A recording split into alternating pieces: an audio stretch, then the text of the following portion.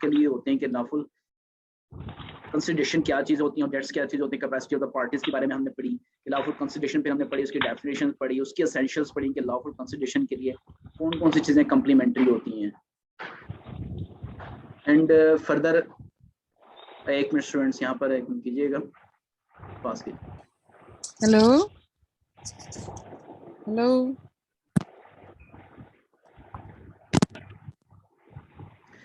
जी students, जी जी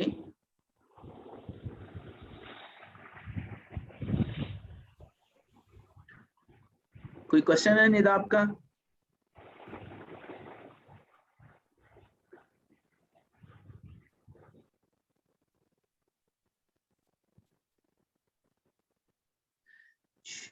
मैंने assignments की है, ईमेल सेंड किए, प्लीज देख लें।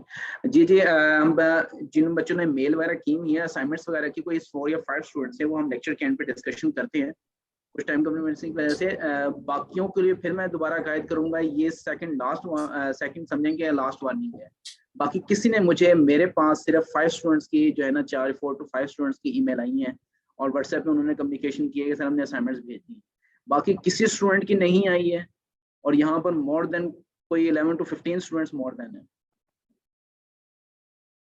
उसामा, किसी की और किसी की नहीं आई है। जिस तरह आपकी अटेंडेंस जो कम्प्लीमेंट्री है, यहाँ पर हर चीज कम्प्लीमेंट्री है for the purpose of exam. थोड़ा ये ज़हन माइंड क्या में रखिएगा। अच्छा फर्दर हम थोड़ा सा रिवीजन किट कर देते हैं। एसेंशियल सर मेरा क्वेश्चन है, एलिमेंट ऑफ द जी जी सर ये पेज नंबर 29 पे आवाज बहुत स्लो आ रही है निदा। एक सेकेंड।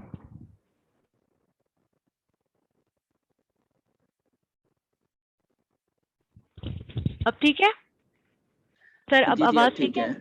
जी जी सर ये जो पेज नंबर 29 है उसमें सब्सिक्वेंट इलीगलिटी और डिस्ट्रक्शन वाला जो पॉइंट है वो देखें जरा। Page number 29।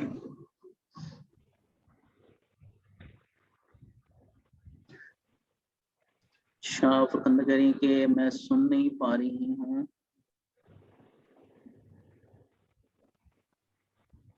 यस सर, इसमें जो एग्जाम्पल में जो सेकंड वाली एग्जाम्पल है जिसमें ये है कि वो अपना हॉर्स जो है वो जाहिर को। एक मिनट आपको अब आवाज आ रही है? आपको मैंने अनम्यूट किया है आज की, तो अपने आप को अनम्यूट करें।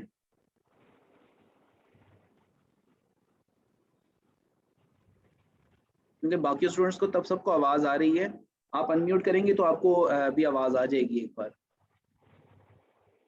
क्योंकि मेरी तरफ से अनम्यूट है। जी निदा। सर इसमें जो सेकंड एग्जांपल दी हुई है जिसमें क्या है कि वो आसिफ अपना जो हॉर्स है वो ऑफर करता है जाहिद को, तो अब की क्योंकि एक्सेप्टेंस से पहले जो है वो हॉर्स जो है वो मर जाता है, ठीक है ना? तो अब यहाँ पर मतलब क्या लायबिलिटी होगी उस पे, आसिफ पे?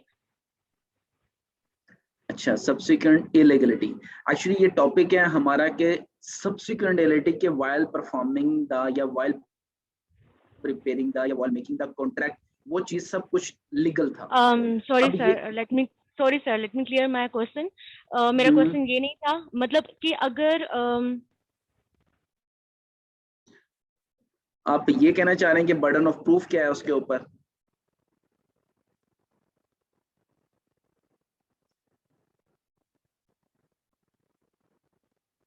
ये सर मतलब देखिए अब उसकी तो गलती नहीं थी ना इसमें, कि अगर एक घोड़ा मर गया तो वो फिर उस पे लायबिलिटी तो नहीं आती ना कोई भी। नहीं, उसने ये कहा है कि आसिफ ऑफर करता है to sell his horse to Zahid. Offer किया उसने कि जाहिद को कि मैं घोड़ा बेचना चाहता हूँ, ऑफर कर रहा है। The horse dies before the acceptance of the offer. यहाँ पर उसने बात की थी कि एक्सेप्टेंस से पहले वो रिवोक कर सकता है। अब वो यहाँ पर क्या हुआ, द हॉर्स डाइज, हॉर्स मर जाता है before the acceptance of the offer by Zahid. Zahid ने अभी ऑफर कबूल नहीं की थी, उससे पहले ये मर जाता है, तो ऑफर क्या होगी, टर्मिनेट होगी। ऑब्वियसली हमने ये बात की थी। हाँ हाँ ये सर मतलब अगर मेरा क्वेश्चन ये कि अगर वो एक्सेप्ट हो जाती है ऑफर, यानी इन केस वो एक्सेप्ट, फिर तो उस, लेकिन आसिफ की तो गलती नहीं है ना, फिर भी उसको मतलब लायबिलिटी पड़ेगी इसकी। नहीं नहीं नहीं नहीं, आसिफ की गलती नहीं है। देखें, कुछ चीजें होती हैं यहाँ पर हमें बर्डन ऑफ प्रूफ करना पड़ेगा कोर्ट में कि यार मेरी कोई इंटेंशन नहीं थी ये मर जाए या जानबूझ के मारा गया, या उसको मतलब कि विदाउट एनी अगर टेंशन नहीं है तो आप उसको प्रूव करोगे यार मेरी किसी नेग्लिजेंस की वजह से घोड़ा नहीं मरा, कोई हॉर्स नहीं मरा, हाँ बाय नेचुरल डेथ हुई है जिस तरह भी हुई है, फिर ऑब्वियसली इस चीज को कोर्ट में आपको डिफेंड करना पड़ेगा। और यहाँ पर एक और बात, अगर एक्सेप्टनेस हो जाती तो ऑब्वियसली फिर वो ऑफर रिवोक ना कर सकता, लेकिन यहाँ पर अगर एक्सेप्टेंस हो जाती तो जरूरी नहीं है कि कॉन्ट्रैक्ट भी कंप्लीट हो। ऑब्वियसली कॉन्ट्रैक्ट के लिए बाकी चीजें हमें कॉन्ट्रैक्चुअल बाउंड्री चाहिए, लेकिन यहाँ पर ना उन्होंने हेलो सर। जी जी सर एक्सेप्टेंस नहीं एक्सेप्टेंस कह रहे हैं आप शायद। एक्सेप्टेंस जो ऑफर के अगेंस्ट में होती है, एक्सेप्टेंस की बात मैं नहीं कर रहा। नहीं नहीं, आप एक्सेप्टेंस कह रहे हैं, ये एक्सेप्टेंस। एक्सेप्ट जो आगे से ऑफर आप एक्सेप्ट करते हो। Sorry sir, sorry, hello. तो ये ऑडिट की क्लास नहीं है student, sorry listen to me, ये फरखांदा जो है ये आपकी ऑडिट की क्लास नहीं है, ये लॉ की क्लास है। आपको ज्वाइनिंग किसने दी थी? ये तो आया है इसमें, ऑडिट की क्लास का मेरे पास आप लीव करने का। अच्छा जी निदा। अच्छा अब यहाँ पर ये है, देखें यहाँ पर एग्जांपल वैसे अगर तो लग रही है कि ठीक है, हमने क्योंकि यहाँ पर स्ट्रिक्ट टू द पर्पस हम पढ़ रहे हैं कि यार ऑफर कब टर्मिनेट हो सकती है।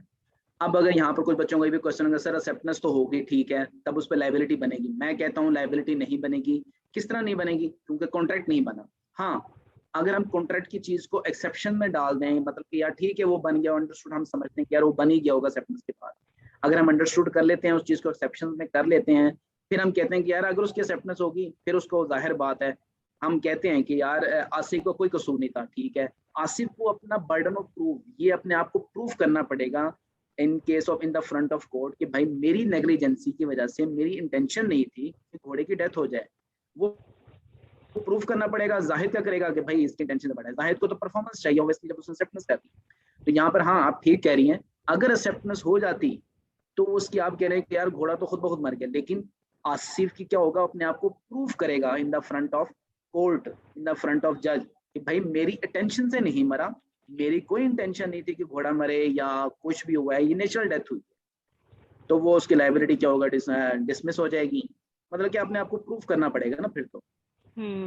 फिर उसकी ये है कि लाइबिलिटी रिड्यूस हो सकती है। अदरवाइज अगर उसे प्रूव हो गया भाई उसके टेंशन से मरा है, फिर तो भाई जाहिद मांगेगा कि भाई मुझे तो परफॉर्मेंस चाहिए, मुझे तो घोड़ा चाहिए, मैंने आपको पैसे दिए हैं। Yes sir. सर एक और एग्जांपल थोड़ी सी बता दें। 63 पेज पे फिर दोबारा अंदर ब्रेक हो जाती है। सर 63 पेज पे एक और एग्जांपल है, उसको भी थोड़ा सा क्लियर कर दें। अच्छा 63 पेज पे फर्स्ट एग्जांपल है 63 पेज पे।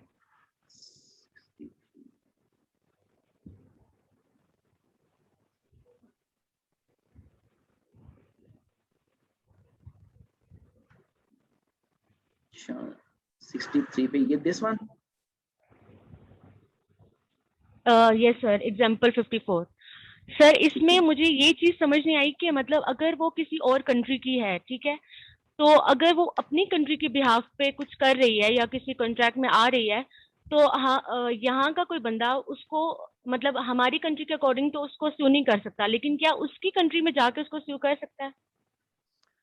अच्छा अब यहाँ पर ये टॉपिक था हमारे पास foreign sovereign and ambassador agreements with percentage qualified by the. हाँ अच्छा अब यहाँ पर ये होता है इन द टेक्स्ट में ना बहुत सारी, मैं एग्जांपल कोड कर लेता हूँ थोड़ा सा ना इजी वे में आपको अंडरस्टैंड हो जाएगा, मैं एग्जांपल को बाद में करते हैं।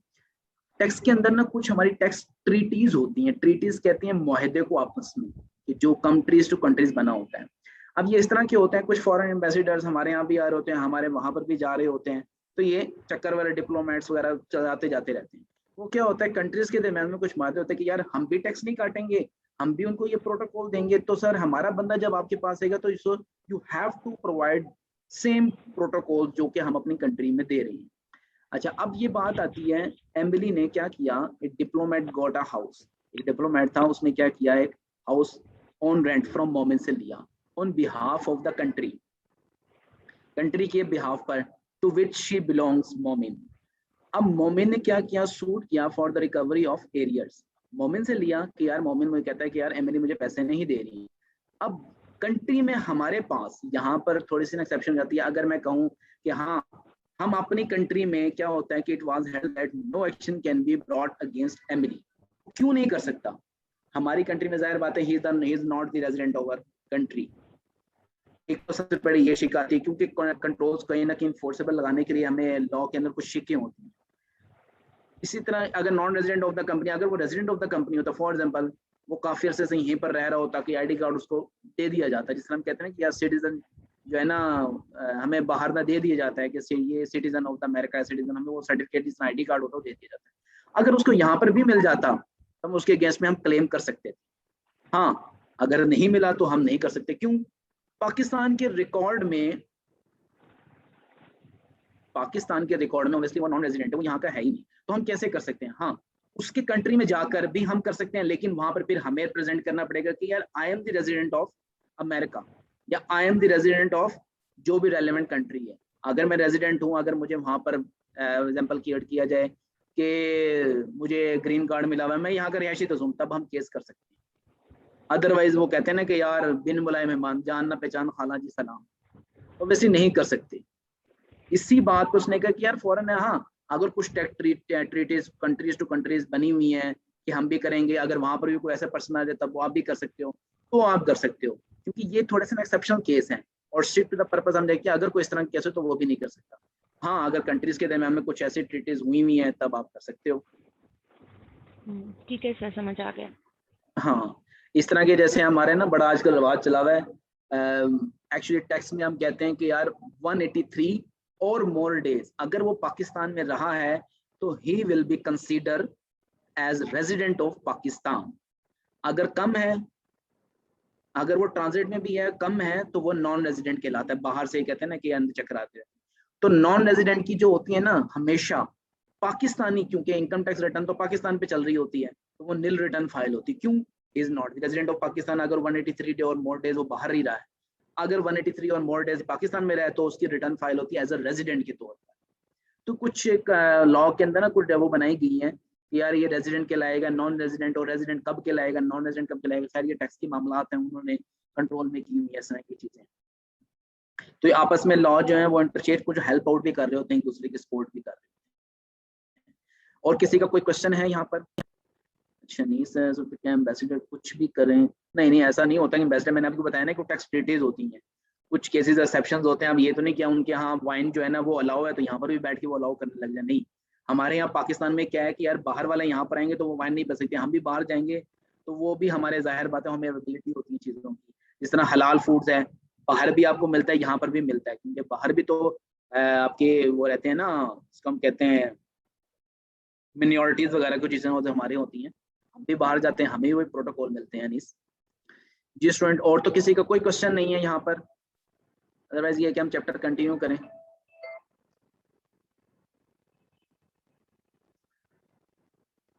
किसी किस्म का कोई question second and third chapter से?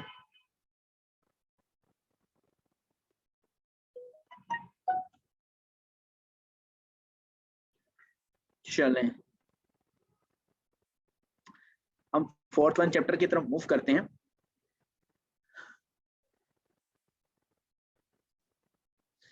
इसमें एक्चुअली उस दिन मैंने बताया था कि essentials of the valid contract की हमने बात की थी कि कॉन्ट्रैक्ट जो है वो इन चीज़ों से, मतलब कि फ्री कंसेंट हो, फ्री कंसेंट होना आपके लिए लाजमी है।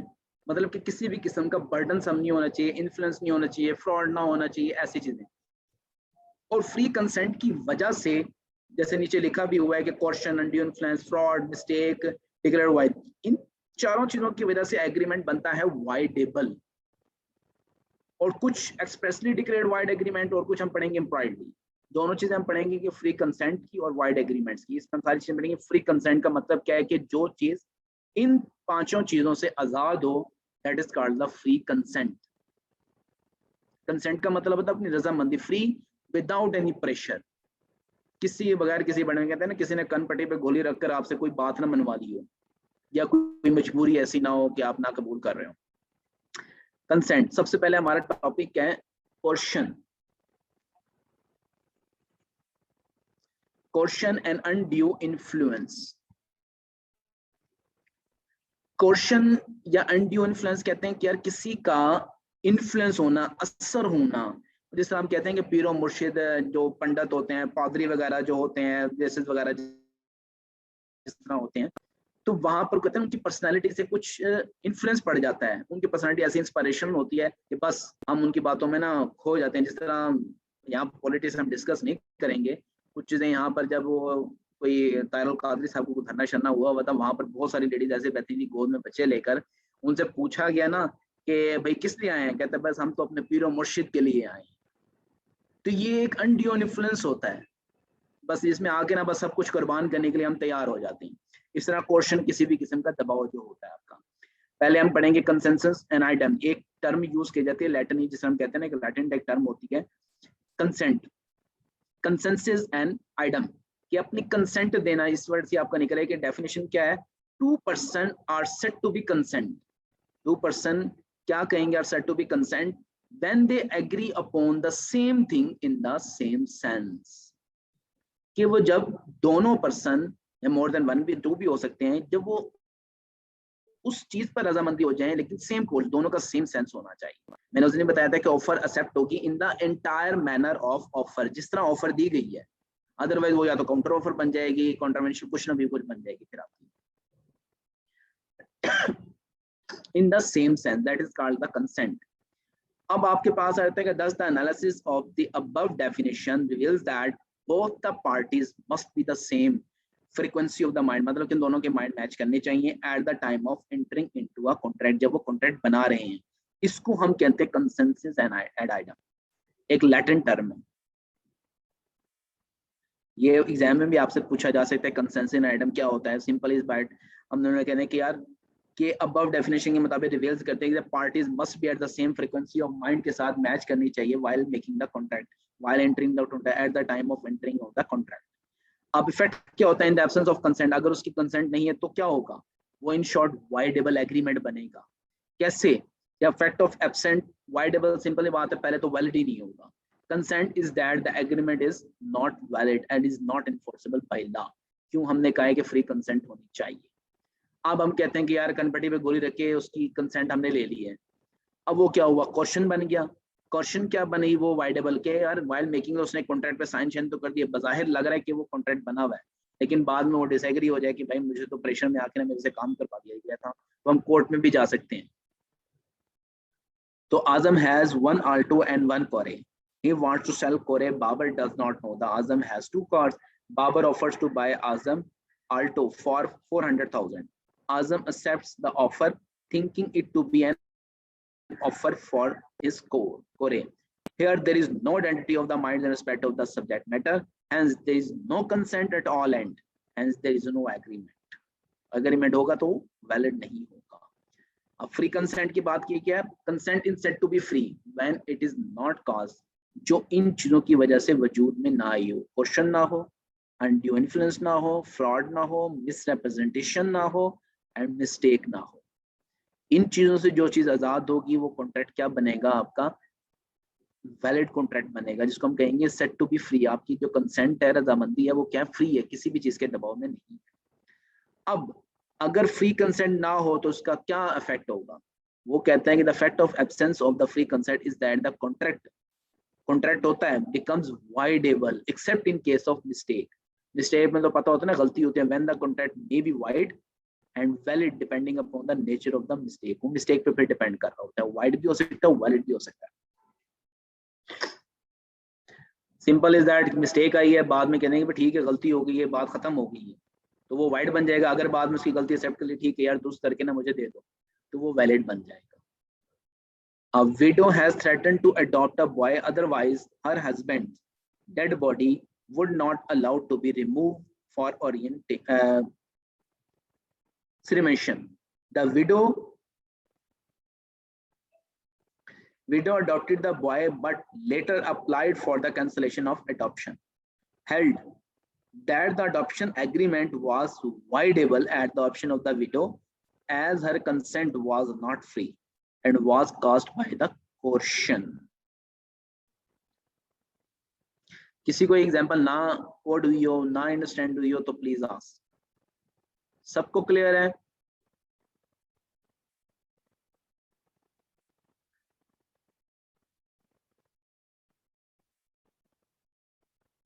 अच्छा, जो जिन स्टूडेंट्स का आज फर्स्ट डे है, अच्छा रिपीट कर देते हैं, ठीक है कमर। इसमें कहता है कि यार विडो को ना एक थ्रेट किया गया था टू अडॉप्ट अ बॉय, कि वो यार एक बॉय को अडॉप्ट करे, अदरवाइज वो बॉय को अडॉप्ट करे, अदरवाइज क्या होगा, उसके हस्बैंड को dead body would not be allowed to be remove for cremation, नहीं दी जाएगी। इन शॉर्ट सी बात है, उसको टॉर्चर किया जा रहा था। विडो क्या हुआ, अडॉप्टेड अ बॉय किया, बट लेटर उसने क्या किया, अप्लाइड कर दिया for the cancellation of adoption के लिए, कि मैं अडॉप्ट नहीं करना चाहती थी। उसके बाद क्या हुआ, held that the adoption agreement was voidable बन गया, अगर वो सेट कर लेती तो वैलिड, अब उसने केस कर दिया कैंसलेशन के लिए तो वो क्या बन गया, wide. At the option of the widow के ऊपर है, वो वैलिड भी हो सकता है, वैलिड भी हो सकता है। As her consent was not free, पहले नहीं थी तो was caused by the question की वजह से हुई। आगे क्वेश्चन को डिफाइन किया जा रहा है कि definition question is the committing और थ्रेटिंग टू कमिट, कमिटिंग या थ्रेट किया जाता है टू कमिट एनी एक्ट, जैसे ऊपर किया गया था, उसको थ्रेट किया जाता है, which is forbidden by the Pakistan penal code, मतलब कि अनलॉफुल डिटेनिंग या थ्रेटिंग टू डिटेन, डिटेन करने के लिए, काबू करने के लिए अनलॉफुल, या थ्रेट किया जाए भाई आप डिटेन करो any property with an intention, इस नियत के साथ, of causing an person to enter into an agreement में वो इंटर हो जाए, तो उसको हम क्या कहेंगे, कोर्शन। इसके बाद the analysis of the above definition reveals that the coercion may be compelling, एक कंपेल करती है, बंदे को मजबूर करती है कि अपने कॉन्ट्रैक्ट में इंटर हो, थ्रेट किया जाता है, प्रेशराइज किया जाता है, किस चीज के लिए, इन दोनों चीजों के लिए। कि Azam bids Babar and compels him to sell his bike for 20,000, उसको कंपेल किया गया 20,000 के लिए वो क्या करे, सेल आउट करे। फिर Babar's consent has been obtained by the question because beating someone is an offense under the Pakistan penal code, उसको मार मार के कहा गया है कि भाई आप इंटर करो कॉन्ट्रैक्ट में और 20,000 की मुझे सेल करो। इस तरह अनलॉफुल थ्रेटिंग है, उसको थ्रेट किए जो रोजमर्रा आप कॉल करें बार बार, जिस तरह बहुत सारे हमारे यहाँ पाकिस्तान कुछ माशरे में भी कुछ ऐसे हैं कि हमारे यहाँ बहुत सारे फीमेल्स को इस तरह बहुत सारे टॉर्चर को, बहुत सारे हमारे यहाँ कॉल रहते हैं, नहीं भाई आप ये करो नहीं तो अदरवाइज गोली मार देंगे, ये कर देंगे, फलाना कर देंगे। तो ये चीजें क्या है हमारे पास, ये थ्रेट किया जा रहा है अनलॉफुल डिटेन करने के लिए, बाजू को शादी करने के लिए डिटेन थ्रेट किया जाता है किसी भी फॉर्म में। अगर आपके पेरेंट्स भी मतलब कि लाइक दैट, पेरेंट्स की इन्फ्लुएंस एक पर्सनैलिटी होती है, अनड्यू इन्फ्लुएंस करके हमारे यहाँ कुछ वडेरा से में होता है कि पगड़ी उतार कर रख दी जाती है कि यार ये इन्फ्लुएंस होता है, फिर बाद में अगर आप रजामंदी ठीक है तो वैलिड है, अदरवाइज वो वाइड होता है। तो क्वेश्चन की कुछ ये भी एग्जांपल लिखी हुई है, course is force where question is implied if the suit is filed in Pakistan, the provision of the Pakistan penal code shall apply, इसमें पीपीसी अप्लाई होगा पाकिस्तान पेनल कोड के। इस तरह question may be exercise from any person and may be directed against any person, from any person के through होता है और may be directed against any person even a stranger. जिस तरह चलते फिरते वो डकैती हैं, जैसे कहते हैं ना कनपट्टी में गोली रखते हैं, जितना कैश है सारा का सारा निकाल दो, तो दैट इज द क्वेश्चन। नीचे उसी के रिलेटेड कुछ एग्जांपल्स को दिए हैं। अब हम इफेक्ट पढ़ते हैं क्वेश्चन के। क्वेश्चन के direct effect and the party rescinding the voidable contract shall, if he has received any benefit from another party, restore such benefit, restitution की जैसे एग्जांपल ये वो कहता है, अगर फॉर एग्जांपल इस तरह ऊपर एग्जांपल की है कि अगर मैं चाहता हूं कि इस कॉन्ट्रैक्ट को खत्म करना, रिसेंड करना, तो वो जो पहले बेनिफिट, फॉर एग्जांपल ए ने बी को कान के ऊपर गोली रखकर कहा ये काम करो या कॉन्ट्रैक्ट में आओ, उसने एक्सेप्ट कर लिया। अब 5, 10, 20 दिनों में जिसके ऊपर गोली रखेगी तो वो कुछ बेनिफिट अवेल कर चुका है। अब वो चाहते कि भाई मुझसे तो गोली रखे काम करवाया गया था, मेरी रजामंदी नहीं थी, तो अब इस 5-10 दिनों में जो उसको बेनिफिट हासिल हो चुका है तो वो क्या करेगा, रिस्टोर करेगा, वापस देगा, रेस्टिट्यूशन। इस तरह person to whom money has been paid or anything delivered by the question must repay or return it. इसी तरह कोई मनी या पैसे वगैरह तो वो भी वापस देगा। इस तरह इफेक्ट ऑफ क्वेश्चन की जिस तरह एग्जांपल कोड की गई है वही सेम है। अब अगर हम बात करते हैं कि अनड्यू इन्फ्लुएंस की, अनड्यू इन्फ्लुएंस क्या है मैं बता चुका हूँ. Contract is said to be induced by undue influence where the relation subsisting between the parties are such that one of the parties is in position में इस पोजीशन में हो कि दूसरे को डोमिनेट कर सके. जैसे मर्जी बेशक पैसे से, अपनी इंस्पिरेशन, पर्सनालिटी से, जिस तरह मर्जी हो इन्फ्लुएंस डाल सके. And uses that position to obtain unfair advantage over the other.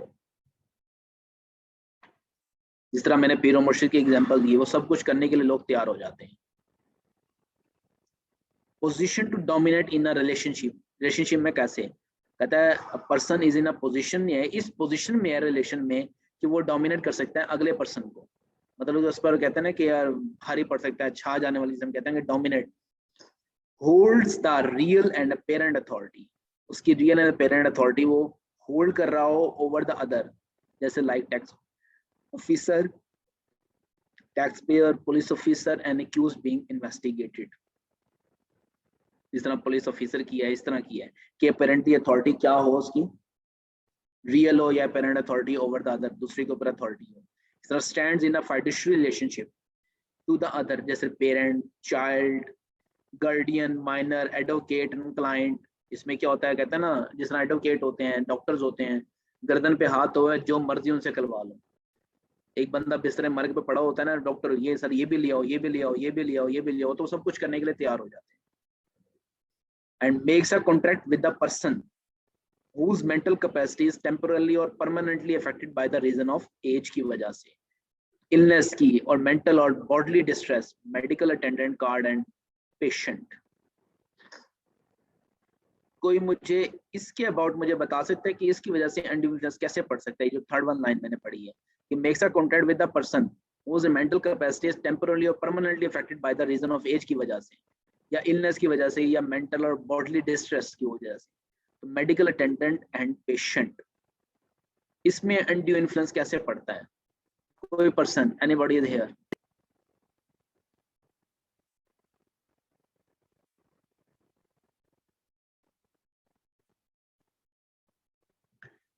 जी, अनीस, आबिद, अशर.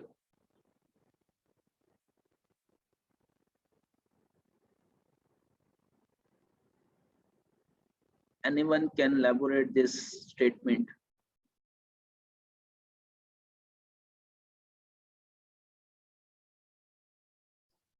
कोई समझ नहीं आया किसी को?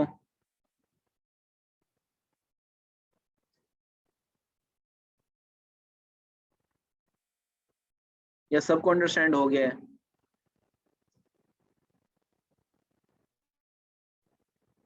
जी फवाद.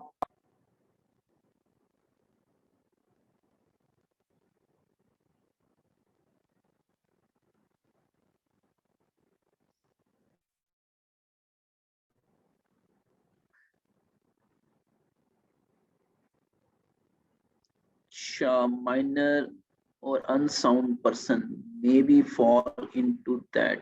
मतलब बनी आरिफ, मुझे समझ नहीं आया आप क्या कहना चाह रहे हो.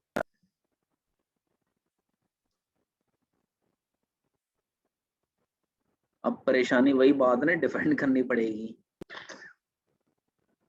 ये परेशान का मतलब पता क्या होता है? वो साउंड माइंड होता है. सर ऐसे भी तो हो सकता है ना, मतलब कि अगर कोई पागल है, ठीक है, तो उससे उस तरह का कॉन्ट्रैक्ट करवा लिया जाए कि उसकी प्रॉपर्टी जो है वो अपने नाम करवा ली जाए, जबकि उससे इस बात की समझ ही ना हो कि मुझसे क्या करवाया जा रहा है. हाँ इस तरह जी, ऐसे ही है. अब वो यहाँ पर लिखा हुआ है ना, जैसे लास्ट टाइम भी उन्होंने मिसाल दी थी गजनी बाबा की, फिल्म बड़ी मशहूर हुई थी. वो क्या था, टेम्पोरली या परमानेंटली अफेक्टेड था, रीजन ऑफ एज की वजह से या कोई बीमारी की वजह से, इलनेस की, मेंटल जो भी था. उसे क्या हुआ, अब जाहिर बात है वो कहेगा भाई ये तो होशो आवाज में था, मेडिकल अटेंडेंट या उसका पेशेंट, उसने उसमें ना जब परमानेंटली वो था ना, डिसेबल था या टेम्पोरली थोड़ा बहुत हो जाता था एज की वजह से, जैसे ना बुढ़ापे में कुछ चीजें समझ में आ रही होती, कुछ चीजें नहीं समझ में आ रही होती, मेंटल हेल्थ उसकी डिस्ट्रेस है, तो उस केस में उसे सिग्नेचर वगैरह वाली प्रॉपर्टी पर, जिस तरह वो विरासत वगैरह के विल होती है, उसमें बहुत सारे मैटर हमारे यहाँ फैमिलीज में चल रहे होते हैं. तो इस तरह ही होते हैं. चले हम नेक्स्ट में चलते हैं. इस तरह है कि आपका presumption of the position to dominate. ये क्या कहते हैं, कहते हैं in the relationship of the father and son, guardian and minor, employer and employee, trustee and beneficiary, teacher and students, doctor and patients, solicitor and client. Solicitor कहते हैं advocate को और उसका क्लाइंट जो होता है, fiancée and fiance and fiancee, and contract by or with parda nashin lady, completely skilled it is presumed that a person is in a position to dominate he will of the another. The burden of proof lies on the person who is in the position to dominate. इसमें आपका कहा जाता है कि relationship of a father, ये सारे relation में से क्या है कि प्रिजम्पशन है, मतलब कि होना ही होना है, जिसे हम कहते हैं कि यार डॉक्टर और पेशेंट का, सन एंड फादर का, इसमें कौन सा रिलेशन है कि इट इज प्रिज्यूम किया जाता है कि एक पर्सन ने दूसरे को क्या किया है, डोमिनेट किया होता है। जिस तरह एक मोटिवेशनल स्पीकर है, नाम मुझे नहीं पता, उन्होंने एक बड़ी अच्छी सी एग्जांपल दी थी, कहते ना ये कहाँ का चलता चलता ना दुनिया गोल है, सारी तरफ ने आती है। एक कहते हैं ना कि यार एम्प्लॉय ने कोई काम गलत किया है, जो भी किया उसका एम्प्लॉयर था, जाहिर बात है एम्प्लॉय का एम्प्लॉयर पर हक नहीं चलता था या जोर नहीं चलता था, एम्प्लॉयर ने एम्प्लॉय को एक स्लैप कर दिया। अब जाहिर बात है एम्प्लॉय उसका पेरोल पे था, एम्प्लॉयर के ऊपर नहीं चलता था, ही इज द बॉस, उसने घर आकर वाइफ को स्लैप कर दिया। वाइफ का हस्बैंड पे नहीं चलता था जोर, वाइफ का बच्चों पे चलता था, उसने बच्चे पे कर दिया। अब बच्चे का जाहिर बात है पेरेंट्स पे, मदर पे नहीं जोर चलता था, उसने अपने जो घर का डॉगी पाला हुआ था उसके ऊपर कर दिया।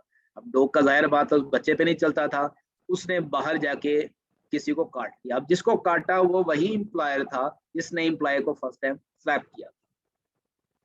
तो कुछ चीजें प्रीजम्पशन यहाँ पर ले जाती हैं, जिस तरह टीचर स्टूडेंट्स का कुछ अनदर है कि यार डोमिनेट होगा, तो burden of proof lies on the person, उसी पे होगा who is in the position to dominate the position.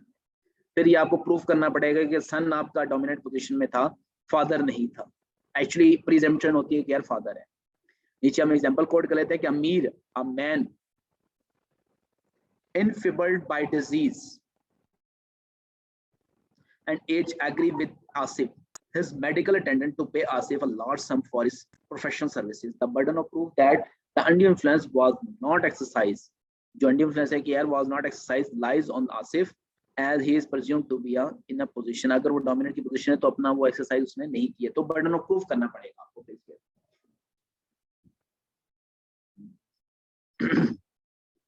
Rebutting presumption. The presumption of undue influence can be rebutted by the showing that क्या the dominant party has made a full disclosure of all the facts to the weaker party before making the contract. Contract बनाने से पहले उसको सारा कुछ वो clear cut बता दे, disclose कर दे, दूसरे को बता दे, तो वो रिबर्ट हो सकता है। The price was adequate price, normal हो, ये ना कि excess हो, मुनासिब हो। The weaker party was in receipt of the competent independence advice before entering into the contract. नीचे हम एग्जांपल कोड कर लेते हैं कि Qaiser teacher sold the agriculture property to students. Maqbool, यहाँ पर देखो कैसर टीचर है और डोमिनेट, अंडरस्टूड सी बात है कि शायद उसने डोमिनेट किया हो कि प्रॉपर्टी आप सेल ही कर दो। यहाँ पर मकबूल ने क्या किया, later Maqbool filed a suit to cancel the transaction. Qaiser showed that he had provided complete facts, हर चीज उसको बता दी थी, to the property to the Maqbool. The price was market based. Maqbool had obtained advice from property dealers of his choice before finalizing the contract. Held the contract was valid and consent was not caused by the undue influence. क्यों, उसने पहले से ही वो सारी चीजें, ये तीनों चीजें उसने कर दी थी, तो रिबर्टिंग प्रिजम्पशन ये खत्म हो सकती है।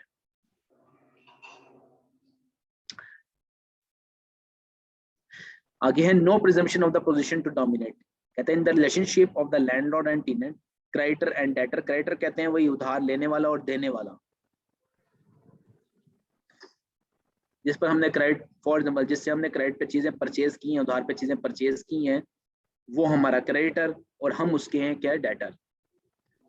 Husband and wife, principal and agent, there is no presumption that a person is in position to dominate the will of the another person. The burden of proof lies on the person who wants to set aside the contract on the basis of undue influence. इस case में आपका no presumption।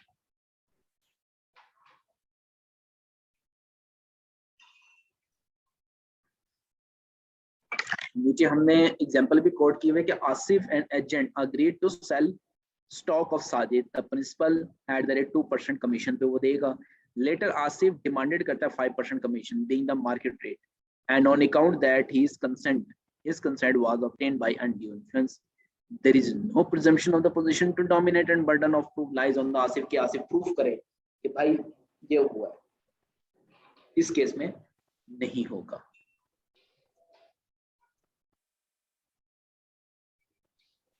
Presumption of position, presumption of position की यार presumed की गई है, मतलब कि कहते हैं ना यार अंडरस्टूड है, इस केस में तो एक पर्सन दूसरे पर्सन में डोमिनेट होता ही है, उसको कहते हैं प्रिजम्पशन ऑफ पोजीशन। जिस तरह फादर एंड सन, कोई कहते हैं ना कि यार चुप करके बता देगा नहीं फादर ने ही डोमिनेट किया होगा, फिर इस केस में जाहिर बात है वो कहते हैं ना कि आपको फिर बर्डन ऑफ प्रूफ देना पड़ेगा, भाई मैं नहीं था। और रिबर्टिंग प्रिजम्पशन, इस केस को आप कैसे खत्म कर सकते हो? इन तीनों चीजों पे काम करके कि भाई मैंने पहले सारे फैक्ट्स एंड फिगर बता दिए थे, मैंने कोई इस पे डोमिनेट जो है ना इन्फ्लुएंस नहीं डाला, दैट इज द प्रिजम्पशन। और इन केस में प्रिजम्पशन नहीं होती कि अंडरस्टूड नहीं होती कि इस केस में हम नहीं कह सकते कि यार लैंडलॉर्ड जी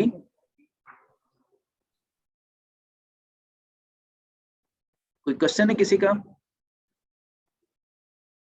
रिबर्टिंग मीनिंग मतलब खत्म करना, रिबर्ट कर देना कि यार इसमें वो अंडरस्टूड सी बात नहीं होगी, जिस तरह हम जो बात हम कर रहे हैं यहाँ पर, उस केस में रिबर्टिंग होता है कि यार इस चीज में आपकी पोजीशन जो है वो रिबर्टिंग कहलाएगी, या इस चीज को हम निगलेक्ट कर सकते हैं, हम अपने आप को डिफेंड कर सकते हैं कि यार मैंने इसको डोमिनेट नहीं किया, दैट इज कॉल्ड द रिबर्टिंग। किसी को कोई कंफ्यूजिंग हो इसके अबाउट?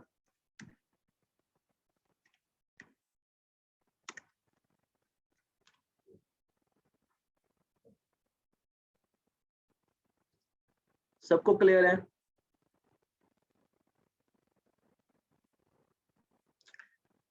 रिबर्टिंग और वो भी कह सकते हो कि मतलब कि तौसीक जिसको कहते हैं ना कि यार अपना तरफ से एविडेंटरी एक फॉर्म में देना, उर्दू में आप कह सकते हो एक तौसीक जिसको हम कहते हैं ना कि कॉन्फिडेंट सामने देने के नहीं यार मैंने नहीं किया, हाँ तरदीद आप कर सकते हो।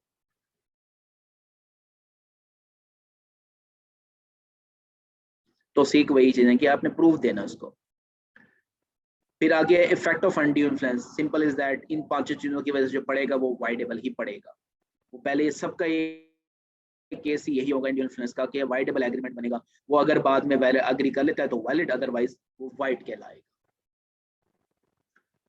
अब आ जाता है difference between coercion and undue influence. Difference, coercion में क्या होता है, कंसेंट क्या होती है, किससे ऑब्टेन होती है? By giving a threat of offence and committing a offence. Offence होता है ना कोई जुर्म करना जिसको हम कहते हैं, कमिटिंग और कमिट करने के लिए या उसको थ्रेट रैश किया जाए। अनड्यू इन्फ्लुएंस में कंसेंट ऑब्टेन होती है कि डोमिनेशन पर्सनैलिटी दिखाकर, किसी मतलब influential personality, inspirational personality, inspire होकर जिसको हम कहते हैं।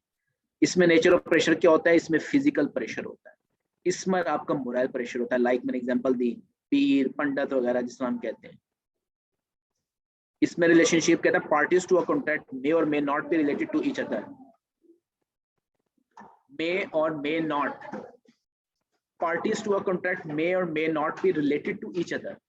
दोनों में रिलेशन कंप्लीमेंट्री है या नहीं है वो आप पे डिपेंड करेगा बाद में कि यार दोनों के दरमियान में यहाँ पर क्या है कि पार्टीज टू अ कॉन्ट्रैक्ट हो भी सकता है, दोनों में नहीं भी हो सकता, लेकिन इसके दरमियान में एक रिलेशनशिप होता है क्योंकि डोमिनेशन आपने किसी किसी फॉर्म में आपने करनी होती है।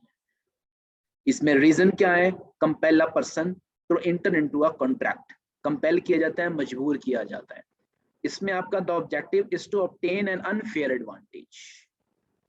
इसमें ऑब्जेक्टिव क्या होता है? Unfair advantage. इसमें कॉन्ट्रैक्ट में लाने के लिए किया जाता है, इसमें अनफेयर एडवांटेज लेने के लिए। जिस तरह अभी एग्जांपल दी कि यार मेंटल कैपेसिटी उसकी ऐसी है, उसे सिग्नेचर दे दिए। इसमें क्रिमिनल, इसके केस में आपकी क्रिमिनल लायबिलिटी इंकर होती है, देयरफॉर इट इज इलीगल। इसमें criminal liability is not incurred, इसमें क्रिमिनल लायबिलिटी आपकी इंकर नहीं होती। On home question may B implied on a stranger, इसमें क्वेश्चन स्ट्रेंजर के ऊपर भी हो सकता है। इसमें स्ट्रेंजर नहीं होगा, हम पहले कह चुके हैं कि रिलेशनशिप होता है, कुछ रिलेशनशिप होता है तो जाहिर बात है इसमें नहीं होगा। Influence may only be implied on the party whose consent is desired. इसमें कंफर्म होता है कि जिसकी पार्टी कंसल्ट ली जाती है उसी के साथ इन्फ्लुएंस किया जाता है। इसमें by whom it can be exercise by a stranger to a contact, किया जा सकता है। It can only be exercise by a party to a contact and not by a stranger. Onus of proof mean to burden of proof, इसमें क्या burden of proof आप करोगे कि who wants to relieve himself or the consequence of the portion, जिस पर pressurize डाला जा रहा है। इसमें the honours of proof on the parties the position, क्योंकि जिसमें हमने पहले पढ़ चुके कि हमें डिफेंड करना पड़ेगा कि नहीं भाई मैंने इसमें इन्फ्लुएंसिंग डाला, ये नहीं किया, वो नहीं किया। इसमें बर्डन ऑफ प्रूफ जिसकी अटेंशन आपने लेनी है without the other party, dominate जिसको किया जा रहा है। डिस्टॉर्शन ऑफ बेनिफिट, ये आपको पहले मैंने बताया था कि वैलिड है और अवॉइड अगर बाद में करते हैं, जो जिस ड्यूरेशन में वो बेनिफिट अगर वो ले चुका है, प्रोस एंड कॉन्स अगर वो ले चुका है, लॉस है तो भी वो रिकवर करेगा, प्रॉफिट है तो वापस वो देगा। जिस तरह मनी के केस में हो, अगर मनी उसने अर्न कर लिया है इतने 5-10 दिनों में, जो भी दिया वो वापस करेगा। द पार्टी अवॉइडिंग द, इसमें होगा party avoiding the contract may or may not the restore the benefit, इसमें कर भी सकती है और नहीं भी कर सकती है। जहां तक किसी स्टूडेंट को कोई कंफ्यूजिंग हो तो प्लीज आस्क, सबको क्लियर है यहाँ तक डिफरेंस स्पेशली?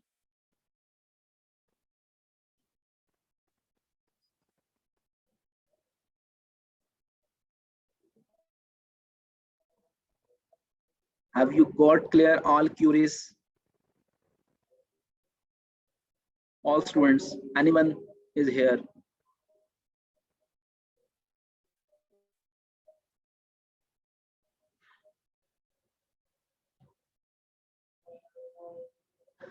चलिए स्टूडेंट्स, हम अजान भी हो गई है, हम इंशाल्लाह आफ्टर 8 मिनट्स नमाज ब्रेक के बाद विल बी राइट बैक, हम यहीं से कंटिन्यू करते हैं, यहाँ पर नमाज की शॉर्ट ब्रेक लेते हैं। Thank you.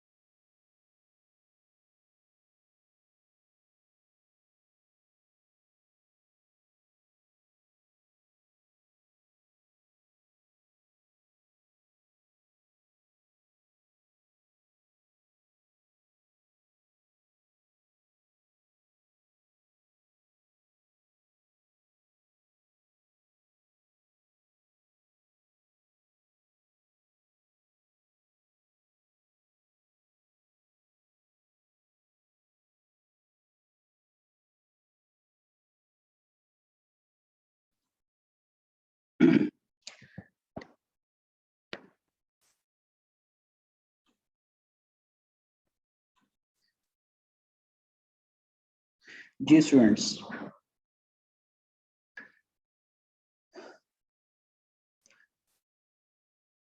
नेक्स्ट वन हमने बात करनी थी कंसेंट, फ्रॉड एंड मिसरिप्रेजेंटेशन की वजह से इफेक्ट यहां पर भी वही आएगा, वाइडेबल एग्रीमेंट बनेगा आपके पास। चीजें हम पढ़ लेते हैं कि फ्रॉड और मिसरिप्रेजेंटेशन में फर्क क्या होता है। सबसे पहले हम बात करते हैं फ्रॉड। इन शॉर्ट, इंटेंशनली जो एक्ट किया जाए, रॉन्गफुल एक्ट किया जाए, रॉन्गफुल डूइंग की जाए, that is called the fraud. The fraud means, fraud में आपकी इंटेंशन शामिल होती है, जानबूझकर किया जाता है। मिस्टेक आपकी बाई चांस होती है, उसमें इंटेंशन आपकी शामिल नहीं होती है। Fraud means and includes any of the following acts committed by a party. सब स्टूडेंट्स को यहाँ पर आवाज मेरी क्लियर आ रही है? तो मुझे मैसेज में काइंडली मुझे कंफर्म करें पहले। अच्छा, कमर, ऑनर्स का मतलब है बर्डन आपने प्रूफ करना है, ओन करना है कि यार ऑनर्स ऑफ प्रूफ है, बर्डन ऑफ प्रूफ है। आपने कोर्ट में जो प्रूफ करना होता है ना, स्टेटमेंट, उसको कहा जाता है ऑनर्स। एक टर्मिनोलॉजीज है ये। अच्छा किया, ये साथ साथ ना अपना पूछते रहा करें, जिसको नहीं समझ आती कुछ टर्मिनोलॉजीज होती हैं, नहीं तो आप इसी चक्कर में बैठे होते हैं कि नहीं यार ये क्या चीज थी। अच्छा, फ्रॉड का हमने कह दिया क्या, बाई या पार्टी टू अ कॉन्ट्रैक्ट और विद इन हिज कन्वीनियंस और बाई हिज एजेंट। इस तरह विद एन इंटेंट क्या है, क्या है, by a party to a contract with his inconvenience convenience और बाई हिज एजेंट के थ्रू करे, या with an intent to deceive, अपनी इंटेंशन के साथ क्या कर रहा हो, दूसरे पार्टी को धोखा दे रहा हो, देयर टू, और his agent to enter into a contract, या उसका रिप्रेजेंटेटिव या उसका एजेंट कर रहा हो। फ्रॉडुलेंट एक्ट्स क्या होते हैं कि इंटेंशनली फॉल्स असर्शन आपने ले ली,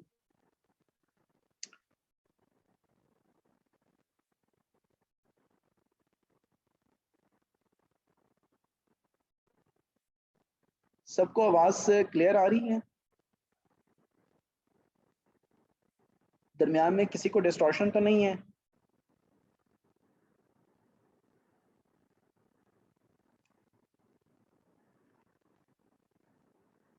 अच्छा जी।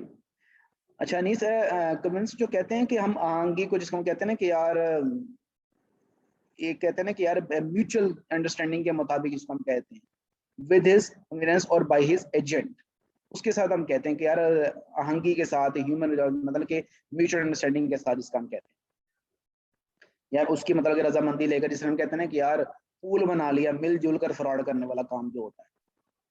और इसमें जिस तरह इंटेंशनल फॉल्स, क्या false representation of an act made knowingly, जानते बूझते हुए, और without the belief in its truth is fraud कहलाता है। मतलब कि इंटेंशनली आपने जो काम किया है। इस तरह active concealment of the facts, care concealment, छुपाया आपने फैक्ट्स एंड फिगर्स को actively, the active concealment of the facts by and having a knowledge, जो आपका नॉलेज था कि यार मेरी चीज में ये चीज खराब है, and belief of the facts such as where steps are taken by a seller concealing some material facts so that, जिस तरह लाइक इंश्योरेंस कंपनी वाले करते हैं कि जब हम प्रीवेल कर रहे होते हैं ना, वेलिंग कर रहे होते हैं, तो उस टाइम वो चीजें नहीं बताते, लेकिन जब हमारी इंश्योरेंस खत्म होने होते, पैसे लेने का टाइम आता है, तो कहते हैं नहीं सर आपने ये भी नहीं था, ये भी नहीं था, ये भी नहीं था, और इस चीज की डिडक्शन होती है। सो दैट, इसमें क्या है, so that the buyer even after a reasonable examination can not trace the fact, वो रीजनेबल जजमेंटल अप्रोच के साथ वो फैक्ट्स ना फाइंड आउट कर सकें। ऑब्वियसली जिसकी चीज होती है उसी को पता होता है, तो वो क्या उसने नहीं बताया, will amount to be case में जाएगी, फ्रॉड में जाएगी। एक इंटेंशनली नॉन परफॉर्मेंस, जानबूझकर आपने नॉन परफॉर्मेंस किया, promise made without an intention of the performing, it constitute a fraud.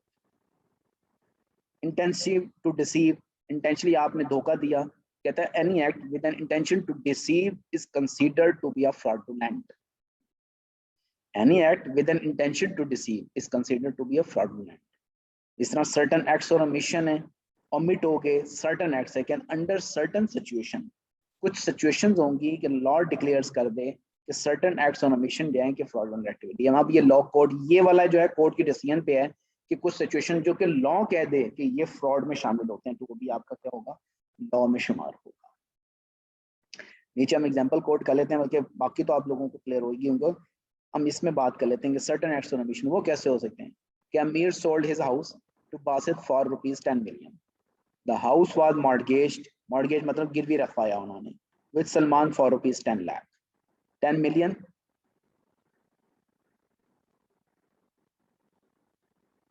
जी हाँ, इंटेंशनली आपने मिस्टेक जो की है, जाहिर बात है जानबूझ के जो आपने मिस्टेक किया वो तो फ्रॉड में ही आएगा ना, फ्रॉड में इंक्लूड होगा नहीं। अमीर डिड नॉट इन्फॉर्म बासित, अमीर ने बासित को इन्फॉर्म नहीं किया कि Basit about it, although it was his legal obligation to do so, legally उसको बनता था। Later Salman claim 10 million from the Basit, Basit can avoid a contract as Amir is guilty of fraud. इसमें बासित क्या होगा, declare it can be void contract, can avoid contract as Amir is guilty of fraud. आगे कुछ fraud के essential है कि फ्रॉड में ये चीजें शामिल होनी चाहिए, अदरवाइज वो फ्रॉड नहीं कहलाएगा। क्या है, party to a contract, party शामिल होनी चाहिए। The fraud must be committed by a party to a contract or by anyone with his convenience, मतलब कि उसकी रजामंदी के साथ, उसकी म्यूचुअल अंडरस्टैंडिंग के बाद, और by his agent. Does the fraud by a stranger to a contract does not, कहते हैं किसी अजनबी को कहेंगे नहीं भाई इसने मेरे साथ फ्रॉड किया, नहीं, वो फ्रॉड नहीं होगा। Does not affect the validity. False representation, गलत बयानी की जाए, प्रेजेंट गलत किया जाए, बता के कुछ किया कुछ जाए। False representation made with the knowledge of the falsehood, it was equal to the fraud if a true representation is made but becomes untrue at the time of formation of contract. The fact is known to the party who made the representation. So representation as to fact, क्या मेरी opinion, मेरा जिस तरह कहते हैं कि मेरी opinion एक अंडरस्टूड रीजनेबल एक ओपिनियन होता है कि does not amount to fraud. A representation must relate to the fact, उन फैक्ट्स के साथ होती है, then it amounts to fraud. इसी तरह एक्चुअली कुछ डिसीव्ड है कि एक्चुअली धोखा दिया है, डिसीट है, which does not deceive is not fraud. Fraud must have actually deceived the other party who has acted on the basis of such representation, जो उस रिप्रेजेंटेशन की वजह से जो धोखा मिला उसको हम कहेंगे एक्चुअली डिसीव्ड। और सफर लॉस, उसके अगेंस्ट में कुछ ना कुछ लॉस भी उसके अगेंस्ट में हुआ, loss has been suffered by the party who acted on the representation, जो उसके ब्याह पर उसने काम किया कुछ ना कुछ अकर भी हुआ हो। एग्जांपल हम कोड कर लेते हैं कि अभी knows that his watch is made in Pakistan, Pakistan में बनी है, but tells Babar that it has been made in Japan, Japan से बनी हुई है। बाबर बाइस करता है the watch for a large sum, pay कर देता है। The fraud was committed by a party to the contract abet, it was false representation as to fact origin of the product, कि origin of the product actually होती है पाकिस्तानी, लेकिन उसने क्या बताया, जापान। तो representation related to the fact के साथ, and there was clearly intention, उसकी क्लियरली इंटेंशन थी बाबर को धोखा देने की, to deceive, and Babar suffered loss किया by paying a large sum, जो चीज थी 10 रुपए की वो उसने बताई 100 रुपए की। इफेक्ट क्या क्या हो सकते हैं, कॉन्ट्रैक्ट बिकम्स वाइडेबल, ये आपको पहले हम बता चुके हैं। At the option of the party whose consent was so caused, जिसकी कंसेंट को इफेक्ट पहुंचाए। The party whose consent was so caused may insist on performance of the contract, वो इंसिस्ट फिर बाद में कर सकते हैं कि भाई ये परफॉर्म करके दो मुझे। और the party whose consent was so caused, जिसकी इफेक्ट हुई हो, is entitled to claim damages, की केस में अगर उसको कोई लॉस वगैरह कर हुआ है, तो और मैंने बताया कुछ और, उसको मिला कुछ और, बंदा कहता है ना मैं लेने गया केक शिंगरेला पे या किसी अच्छी जगह पे केक्स एंड बेक्स से, उस पर डब्बा तो केक्स एंड बेक्स का था लेकिन केक अंदर से गोरमे का निकला, तो वो बंदा गया ससुराल में, उसको ताने मिले वहां पर, टोंट किया गया कि यार क्या गोरमे का केक उठा के ले आए हो। रिस्पेक्टिव गोरमे ब्रांड है, लेकिन बस कहने वाली बात है कि भाई इसका डब्बा कुछ और का लिया, अंदर है कुछ और। तो जो उसके केस में यहाँ पर ये तो ससुराल की बात हो रही है, इन लॉस की बात हो रही है, अगर वो किसी अच्छी जगह पे जाए तो अगर वहां पर उसको लॉस वगैरह तो वो क्लेम कर सकता है। अगर हम बिजनेस टर्मिनोलॉजीज में अगर हम बात करें, मैंने पीओ किसी और चीज कर दिया, परचेज ऑर्डर मैंने बुक किया, क्वालिटी ओरिएंटेड प्रोडक्ट थी, लेकिन मुझे उसका क्वालिटी नहीं मिली, दिखा के कुछ सैंपल कुछ दिखाया, लेकिन मुझे जो प्रोडक्ट मिला वो कुछ और मिला, सैंपल के अकॉर्डिंगली नहीं था, तो इस केस में जितना उसको लॉस हुआ अगर, तो वो क्लेम कर सकता है। इस तरह एक्सेप्शंस हैं टू रिसेंड द कॉन्ट्रैक्ट। अब फ्रॉड बेशक हो, लेकिन कुछ इसके एक्सेप्शन है कि जहां पर हम कॉन्ट्रैक्ट को खत्म नहीं कर सकते। क्या है, silence amounts to fraud and the agreed party had the means of discovering the truth with ordinary diligence. कहते हैं ना चुप, मतलब कि पता लग गया वो ढूंढने के चक्रों में पड़ेगी कि यार सच्चाई क्या है, तो वो उस केस में क्या होगा, वो रिसेंट नहीं कर सकता. सेकंड वन है the party gave the consent in ignorance of the fraud, अपनी कंसेंट दे देती है फ्रॉड को इग्नोर करते हुए. The party after becoming aware of the fraud, the party after becoming, वो जानते हुए कि फ्रॉड है वो बेनिफिट अवेल कर लेती है कॉन्ट्रैक्ट में रहते हुए. आप रिसेंड नहीं कर सकते कि एट इनोसेंट थर्ड पार्टी है बिफोर द कॉन्टेंट इज रिसेंडेड, इससे पहले कि कॉन्ट्रैक्ट आपका खत्म हो वो एक्वायर कर लेता है फॉर द कंसिडरेशन के लिए. And in good faith, good faith में some interest in the property passing under the contract में जो हो रहा हो. एक इनोसेंट पार्टी है आपके पास.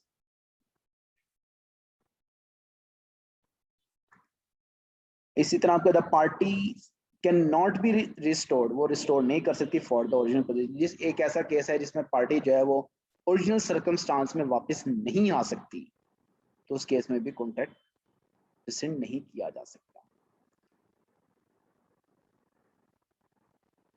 हम यहाँ पर I think second one example तो क्या है कि Ahmed sold certain goods to Umar by fraud.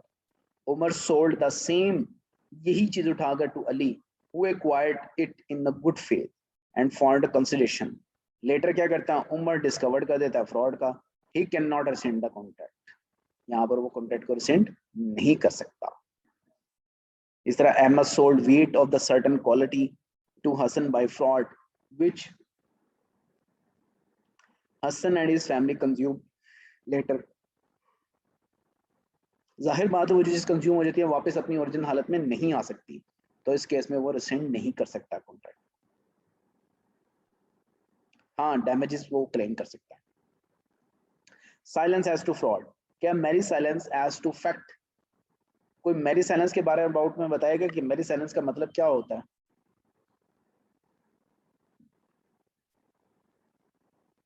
कोई एनीवन पर्सन?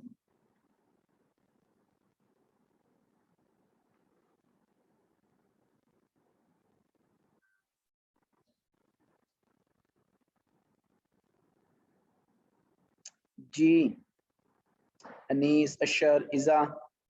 इजा आपको समझ में आ रही है बातें?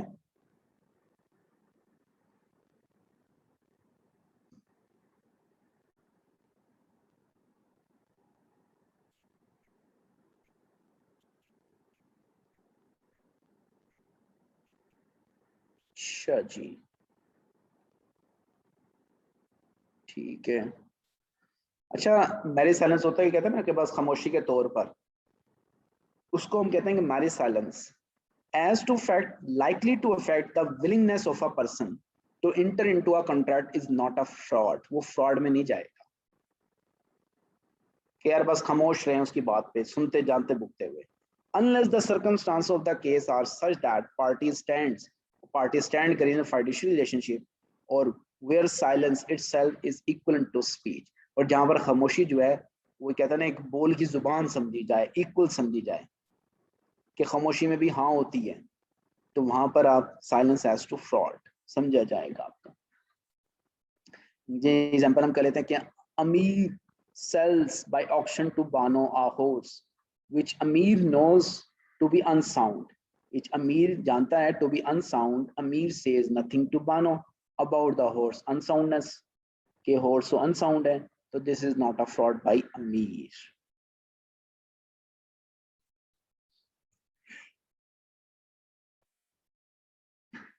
That is a merry silence. आगे हम पढ़ लेते हैं मिसरिप्रेजेंटेशन. मिसरिप्रेजेंटेशन है कि दिखाया कुछ और किया कुछ और. Misrepresentation means include unwarranted statement, means when a person makes a positive statement that a fact is true, कि यार ये चीज फैक्ट क्या ट्रू है, when this information does not warrant it to be so, through he believes it to be true, he believes, वो जानता है कि वो ट्रू है, this amount to misrepresentation कहलाएगी. कि जहां पर एक पर्सन एक पॉजिटिव स्टेटमेंट देता है और अफेक्ट करता है कि it's true, when his information does not warrant, लेकिन उसकी इंफॉर्मेशन इस वारंट की तरफ नहीं जा रही है, through he believe it to be true, this amount is misrepresentation. Like breach of duty की अगर हम बात करते हैं कि any breach of duty which without intent to deceive, gain an advantage to the person committing it or anyone claiming under him by misleading, अगले बंदे को mislead किया, धोखा दिया, to his prejudice and to the prejudice of anyone claiming under him. इस तरह आपका including mistake about subject matter, कि subject matter क्या किया आपने उसके बारे में mistake, innocent representation. A party to an agreement induces, however innocently, the other party to make some mistake as to the nature or quality of the subject of the agreement. इसमें वो भी चीज आपकी misrepresentation में जाती है. Example quote कर लिए कि Anwar sold a mine to Munawwar and told certain facts about it, the mine which were incorrect. Anwar believed them to be true. जिसको सच समझ लिया. Later Munawwar discovered the real facts. This is a misrepresentation. Breach of duty के Azhar told Mazhar that the monthly sale of the business was 50 million before the contract was signed. Sales were decreased to the 35 million. Azhar did not inform Mazhar about the decrease held. There was a misrepresentation. जिस तरह हम accounts में disclose कर रहे होते हैं ना अपने जो main subsequent event भी होते हैं, कुछ भी होता है, अपने shareholders को disclose कर रहे होते हैं, बता रहे होते हैं. जिसमें हम पढ़ेंगे company law में जाके, CA corporate section में जाके हम पढ़ेंगे.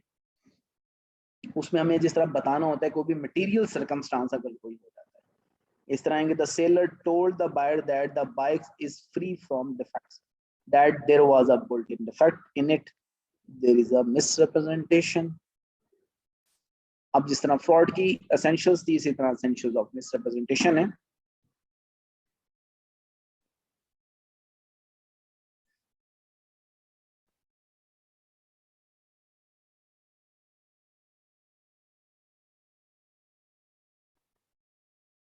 Yes, students. Party to a contract. Same वही fraudulently हमने essential पढ़ी था. Representation must be made by a party to a contract or by anyone. वही same definition by agent. Thus, the representation by a stranger to a contract does not affect the validity of the contract.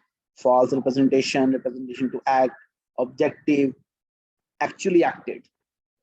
इसमें false representation की हमने वही same बात की जो fraud में कही. There must be a false representation, and it must be made without the knowledge of the falsehood. The person making it, the contract, honestly believe it to be true. Representation as to fact, a merry opinion does not amount. ये same आपके ऊपर वाली ही लिखी हुई जो essentials of the fraud हम पढ़कर आए. ये देखें, actually deceived वगैरह. Last वाले दो जो चीजें हैं वो आपकी थोड़ी सी different है. Objective क्या होता है? The objective is to induce the other party into a contract without the intention of the deceiving the other party. दूसरे पर्सन को कॉन्ट्रैक्ट में एंटर करना वजूहत होती हैं. Actually acted the other party must have acted on the faith of representation जो दे रहे होते हैं उसके ऊपर बिलीव करके वो काम कर रहे होते हैं. इफेक्ट क्या है? The contract become voidable. ये तो सबसे पहले ही आएगा. Adoption of the party where consent was secured or the party whose consent was so caused main system performance of the contract. ये सेम वही इफेक्ट्स हैं आपकी. Exception to rescind the contract same वही है. The party whose consent was by the misrepresentation by the means of discovering the truth. Same वही ऊपर वाली part है. The party gave the consent. Ignorance of कर रहा हो. जहाँ पर fraud था पहले, यहाँ पर misrepresentation है. जहाँ पर जानता बूझता हो और benefit ले चुका हो और जहाँ पर innocent हो, rescind ना कर सकता हो और जहाँ पर original position में वापस वो चीज ना आ सकती हो. ये same fraud वाले जो केस में वही है. Fraud और misrepresentation वही difference implies the intention. इसमें intention to deceive होती है. इसमें representation is innocent without intent to deceive. इसमें representation पे हो रही होती है innocent. Remedies, it is a civil and civil wrong and aggrieved party can claim damages in addition to the cancellation of the contract. इसमें aggrieved party can apply avoid the contract but damages are only payable at discretion of court. इसमें discretion of court पे होता है कि damages पे करने, कितने करने, क्यों नहीं करना. ये fraud का स्टूडेंट नीचे सारा वही सेक्शन दिया हुआ हमारे पास. अच्छा जी, लास्ट में आ गया आपका मिस्टेक. अब इसमें यहाँ पर दो होते हैं, एक मिस्टेक ऑफ लॉ और एक मिस्टेक ऑफ फैक्ट. लॉ का जिस तरह हमने पढ़ा है, जिस तरह रीजनेबल केस है, कहना रीजनेबल टाइम, रीजनेबल सर्कमस्टांसेस, ये चीजें हम देखते हैं.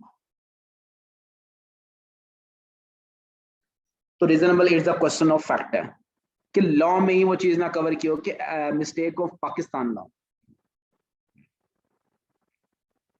वो क्या है कि everyone is deemed to be conversant with the law of his country and therefore mistake of the law is no excuse. जिस हमने कहा था ignorance of the law is no excuse and it does not give right to the parties to avoid the contract. वो parties को right नहीं देती कि वो avoid करें। Example नीचे quote कर रहे हैं कि Azam and Babar makes a contract which is based on erroneous belief that a particular debt is barred by Pakistan law of limitation. The contract is valid. इस बात की एग्जांपल की किसी को समझ ना आई हो मिस्टेक ऑफ द लॉ को, any one person is here, सबको समझ में आ गई है?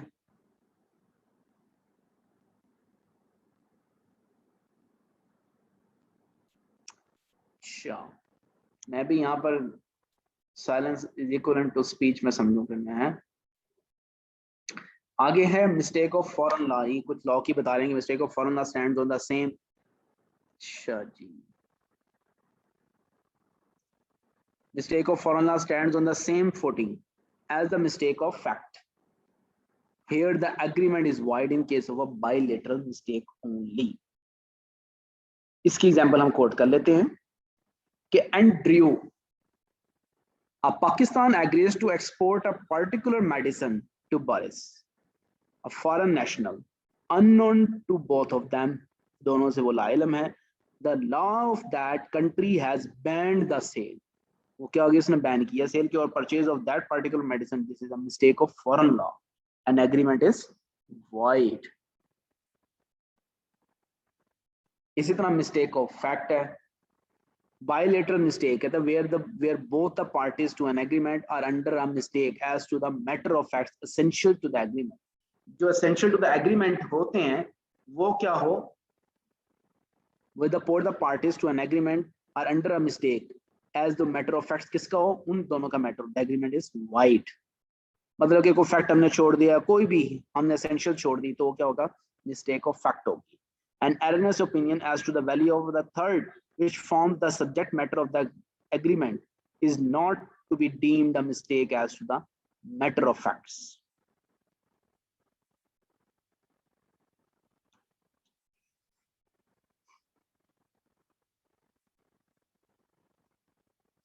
A bilateral mistake, get a bilateral mistake as the subject matter. A bilateral mistake as to the subject matter includes the mistakes as to the existence of the subject matter. Bilateral mistake क्या होती है, as to the subject matter के लिए includes the mistake on the existing of the subject matter, quantity of the subject matter, quality of the subject matter, price of the subject matter, identity of the subject matter, and the title of the subject matter. इसमें किसी भी form में होगा तो वो क्या कहेंगे, by mistake as the subject matter की होगी आपकी।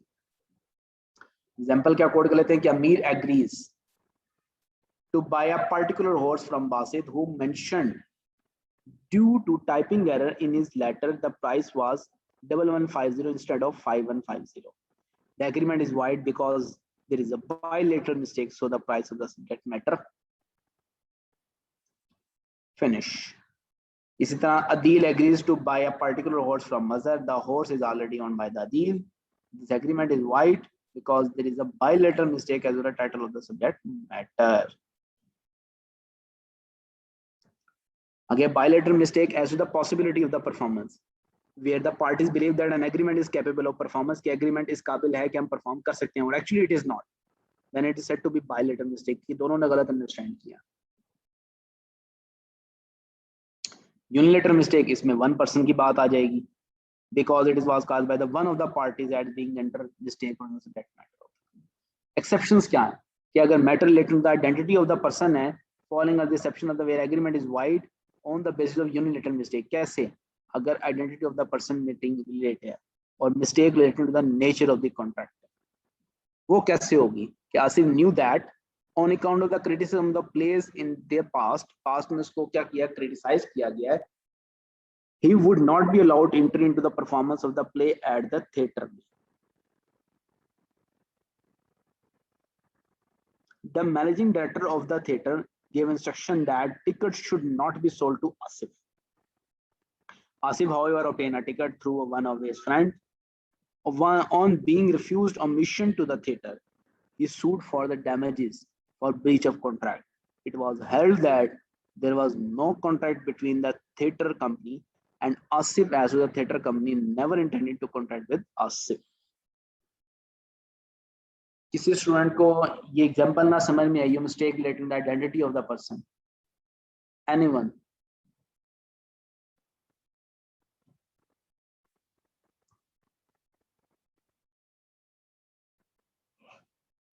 सबको क्लियर है? क्या चीज रिपीट करनी? यही सेक्शन रिपीट कर दूं? चले मैं एग्जांपल रिपीट कर देता हूं। कमर कहता है आसिफ जानता था on account of the criticism of the place in the past, कि पिछले दिनों में या पुराने वक्तों में जो खेला गया उस पर जो क्रिटिसिज्म का जानता था। He would not be allowed enter, उसको परफॉर्मेंस की एंट्री करने में, थिएटर करने में इजाजत ना थी। मैनेजर ने ऑफ द थिएटर इंस्ट्रक्शन दी थी कि उसको टिकट सोल्ड ना किया जाए, लेकिन उसने फिर भी टिकट सेल मतलब कि ले ली किसी ना किसी तरीके से फ्रेंड के through. On being refused admission to the theatre, के भाई उसका थिएटर में एडमिशन मना था। he sued for the damages for the breach of contract, उसने कर दिया ब्रीच ऑफ कॉन्ट्रैक्ट के लिए। It was held that there was no contract between the theatre company, लेकिन क्या हुआ था उसके दरमियान में, थिएटर कंपनी के दरमियान में और आसिफ के दरमियान में कोई कॉन्ट्रैक्ट नहीं हुआ था, as the theatre company never intended to contract with Asif.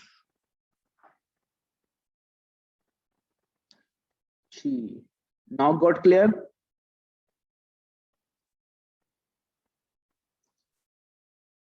क्या आसिफ के साथ यहाँ पर कॉन्ट्रैक्ट नहीं करेगी? ओके। इसी तरह नेचर का है कि an old illiterate man was introduced a sign a check by means of the false representation that it was a marriage guarantee. It was held that he was not liable for the check because he never intended to sign a check. Simple is that. ये mistake की कुछ चीजें दी हुई हैं। अब हम कुछ बात कर लेते हैं एक्सप्रेसली डिक्लेयर्ड वाइड को।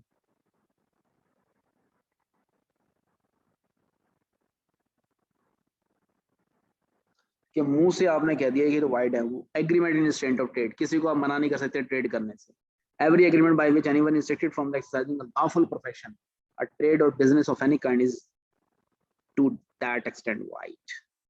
स्टेट ऑफ ट्रेड क्या है? एक्सेप्शंस, गुडविल आप सेल कर रहे हो तो कोई इशू नहीं है, स्टेट ऑफ ट्रेड नहीं है। One who sells the goodwill of the business may agree with the buyer to reference from carrying on a similar business, कि आप यहाँ पर जाहिर बात है एक मार्केट में मेरी अगर गुडविल बनी हुई है तो मेरे नाम का दूसरी मेरी तो भट्टा बिठाने के लिए, मेरे बिजनेस में बैठाने के लिए मेरे इलाके में नहीं करेंगे, तो क्या आप क्या कर सकते हो? एग्री कर सकते हो with the buyer to reference from carrying out of the same business within a specified या सिमिलर लोकल लिमिट्स या similar local area, long so long as to the buyer or any person driving title to the goodwill from him carries on the like goodwill होता है कि आपकी जो repute बनी होती है उसके भी पैसे होते हैं।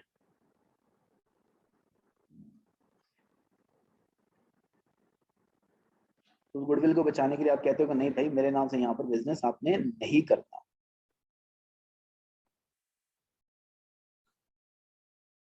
एक्सेप्शंस, पार्टनर्स एग्रीमेंट, वो क्या है? The partners act allow following agreements as an exception to the agreement in state of trade. क्या है? Existing partner, subject to the contract between partners, a partner may not carrying on any business competing with the firm while he is a partner। के बाद जाहिर बात है कि जहां पर वो existing partner may not carrying को दूसरा बिजनेस को स्टार्ट नहीं कर सकते, उस केस में आप बना कर सकते हो, वैलिड एग्रीमेंट है। Outgoing partner, outgoing partner may agree with his partners that he will not carrying on any business similar to that of the firm specified period or for specified local limits, same is that। जिस हमने ऊपर पढ़ा कि outgoing partner में agree कर सकता है with his partners, he will not carrying any business similar to, कि अपने मुताबिक जो अपने बिजनेस को बूस्ट अप कर रही हैं इससे हटके हम बिजनेस वगैरह इस तरह का कोई नहीं शुरू करेंगे। डेजोलेशन ऑफ द फर्म, फर्म अगर डिसॉल्व हो जाए, खत्म हो जाए, कोई भी एक बंदा आता है कोई बंदा जाता है तो फर्म हमेशा डिसॉल्व होती है ना। पार्टनर मे अपॉन, मतलब कि पार्टनरशिप डेट दोबारा बनती है। Partner may upon in the institution of the desolation of the firm make an agreement that some of all partner, upon or in anticipation of the dissolution of the firm, make an agreement that some or all of them will not carrying on a business similar to that of the firm for a specified period, कुछ थोड़े अरसे के लिए और specified local limits में, dissolution of the firm. Sale of goodwill भी same है, partner may upon the sale of goodwill of the firm make an agreement the partner will not carrying इस तरह का business कोई से firm में और specified थोड़े अरसे के लिए वो नहीं खोलेंगे. जी स्टूडेंट, इस टॉपिक में किसी को कोई कंफ्यूजिंग हो?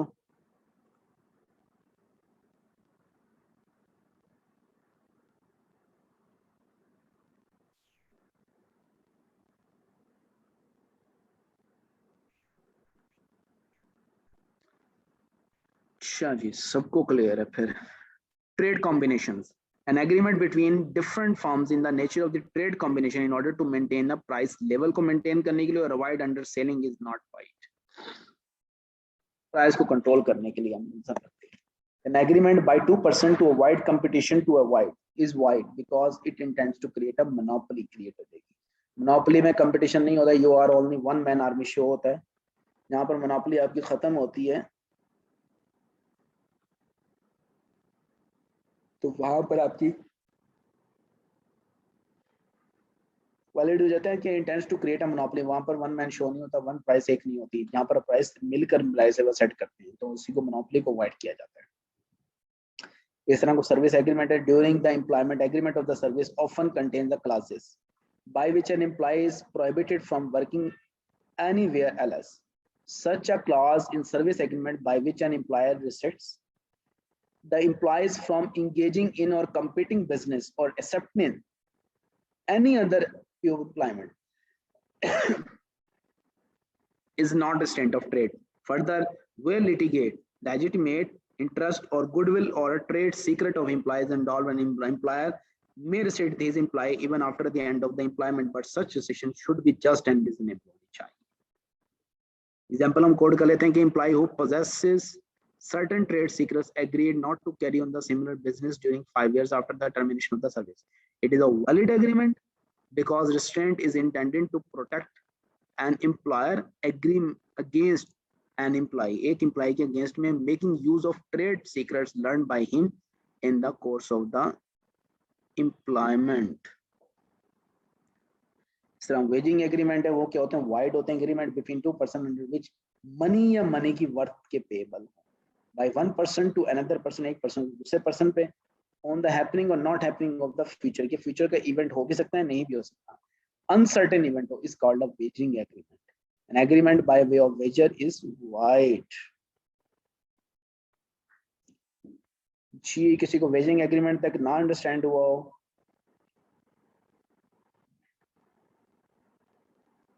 सबको क्लियर है?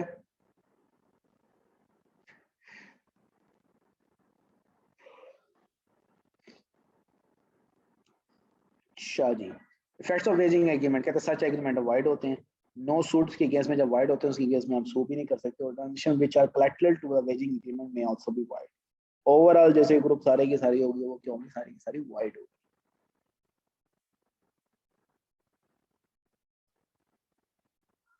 तो यहाँ पर 1 मिनट का पॉज लीजिएगा. I will right back.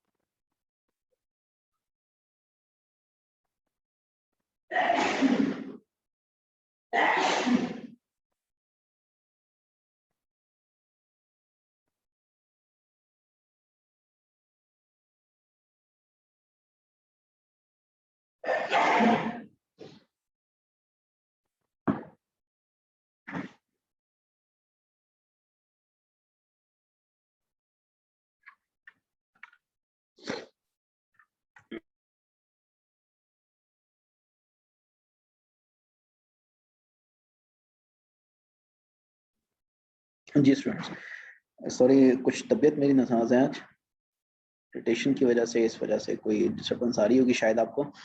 अच्छा, हम वेजिंग एग्रीमेंट्स को पढ़ रहे थे, फैक्ट ऑफ वेजिंग एग्रीमेंट्स कि सच एग्रीमेंट क्या होंगे आर वाइड और नो सूट, इसके अगेंस्ट में जब वाइड है तो ऑब्वियसली हम रिकवर करने के लिए हम सू भी नहीं कर सकते, और transaction which are collateral overall वो भी क्या होंगी आपकी वेजिंग एग्रीमेंट और वाइड होंगी। Transaction which are not held wagers, ये ट्रांजेक्शन है लग रहा होगा कि वो वेजिंग एग्रीमेंट की तरफ जाती है लेकिन ये वेजिंग में नहीं जाएंगे।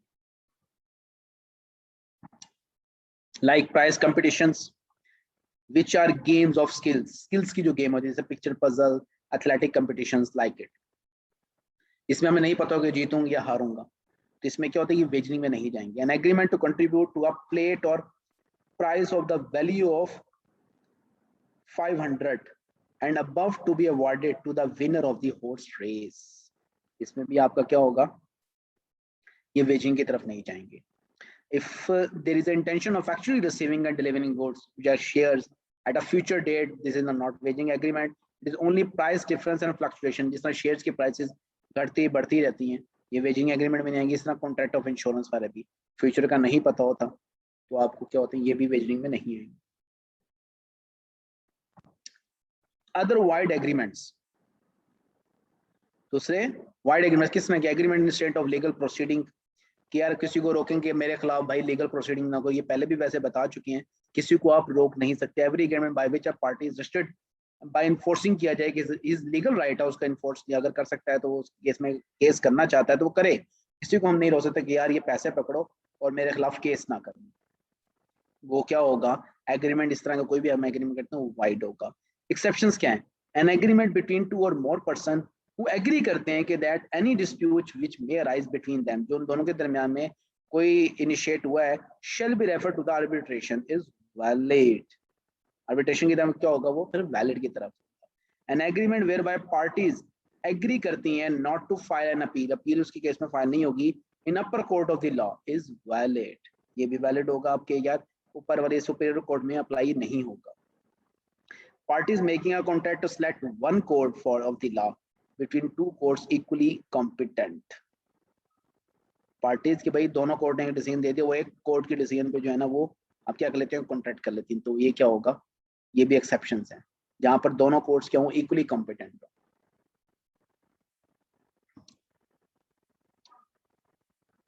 एक्सेप्शन के एग्जांपल हम कर लेते हैं कि Atif sells sport goods from Sialkot to Naeem in Lahore, in case of a dispute they may sue in the Sialkot court at or Lahore court, both agree they will sue in Lahore court only, the agreement is valid। इस तरह agreement in state of marriage, भाई जो at the age of majority में पहुंच गया किसी को शादी करने से तो नहीं रोक सकता कि भाई पैसे पकड़ शादी ना करी, सिंपल इज दैट। वो क्या होगा कि अदर देन कहते हैं ना माइनर के अलावा किसी को हम नहीं रोक सकते, वो वाइड होगा। इस तरह uncertain agreements, can agreement is the meaning which is not certain or capable of being made certain are wide। इसमें uncertain है कि पहले में पढ़े थे कि यार capable of performance अगर नहीं है, शुरू में possibility of the performance अगर नहीं है और capability भी नहीं है तो uncertain agreements क्या होंगे वो wide होंगे आपके। कि सालिम agrees to sell the Babar 100 ton of oil, this is a nothing wholesale, there is a nothing whatever to show what kind of oil, किस तरह का ऑयल उसे कहना है कि फैक्ट्स एंड फिगर्स आपकी क्लियर होनी चाहिए, अनसर्टेन नहीं होनी चाहिए, तो वो क्या है अनसर्टेन की वजह से एग्रीमेंट वो वाइड होगा। यहाँ पर अगर वो मेंशन कर देते कौन सा हुआ तो आपका एग्रीमेंट वैलिड होता। ये सारी उसी की एग्जांपल नहीं है कि agreement contingent on impossible event, कि यार वो इवेंट पॉसिबल हो नहीं सकता कि बारिश हुई तो मैं पैसे दूंगा अदरवाइज नहीं दूंगा, तो भाई इम्पॉसिबिलिटी ऑफ इवेंट से मैं खुद से बारिश नहीं कर सकता। If an possibility event happens are void whether the impossibility of the event is known, ये जानते हो या नहीं भी जानते हो, known to the parties agreement at the time of when it is made। कि आजम agrees to pay 1000 if Babar marries Salma, Muslim woman who is already married to doubt, the agreement is void, जो कि impossibility event है, event हो ही नहीं सकता, simple is that, शादी पे शादी। अब ये कोई ना कह दे कि यार मर्द नहीं कर सकता। आगे है कि agreement to do impossible act, acting impossible, an agreement to do impossible act is wide, like Azam agrees with Babar to discover treasure by magic, magician से खजाना दरियाफ्त कर लें तो वो wide होगा आपके पास। इस तरह agreement into an agreement in the future में, तो वो भी आपका वाइड होगा। An agreement to enter into an agreement is future wide. Like Azam agrees with Babar to enter into an agreement in the future and no further terms are identified. Azam and Babar are not bound to enter into the agreement with each other. इस तरह effect an agreement collateral to the wide agreement. जो lead भी कर रहा होगा wide agreement, when agreement is wide और other agreement जो कि इसके साथ link को collateral भी हो रहे हों to it, it is also wide and is not enforceable by law if the other party has knowledge about it, अगर उसको पता हो। इस तरह Habib agreed with Arslan that he will buy a refrigerator from Arslan for rupees 80,000 if Habib received cash from Sajid in agreement in which he will discover gold by magic for Sajid. The agreement to buy a refrigerator being collateral to wide agreement to deem possible act is also wide, कि overall ही फिर वो wide हो जाएगा। नीचे अब कुछ example दिए हैं वेजन के ऊपर, आप पढ़ कर आए उसी के आंसर वगैरह दिए हुए, कुछ केस स्टडीज वगैरह। जहां पर आपका चैप्टर होता है एंड टिल एंड एंड, किसी किस्म का किसी स्टूडेंट का कोई क्वेश्चन हो तो प्लीज आस्क। जी कमर नदीम, मोहम्मद आरिफ, राना फैसल, इज़ा, सबको हर चीज क्लियर है। स्पेशली फ्री कंसेंट की जो बातें हैं उनमें डिफरेंस जो क्रिएट किए गए हैं, क्योंकि वो माइट भी पॉसिबल कुछ केसेस आपको लग रहे होंगे फ्रॉड है लेकिन शायद वो मिसरिप्रेजेंटेशन हो। इसी तरह कुछ केसेस आपको लग रहे हैं क्वेश्चन है, शायद वो अनड्यू इन्फ्लुएंस के केसेस हो। तो क्लियर कट होने चाहिए आपके पास जो डिफरेंसेस हैं, और किसी किस्म का कोई क्वेश्चन हो तो प्लीज आस्क।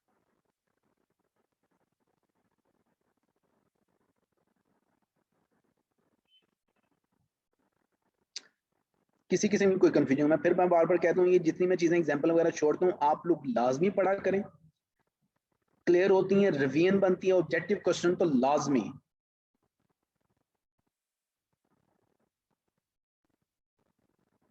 जी स्टूडेंट सबको क्लियर है?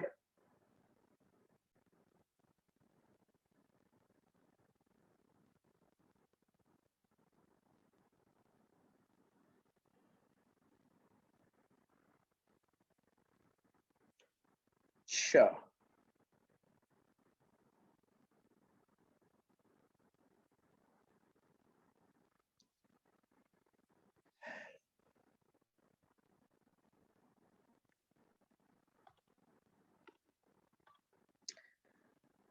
असाइनमेंट्स की हम कुछ बात कर लेते हैं।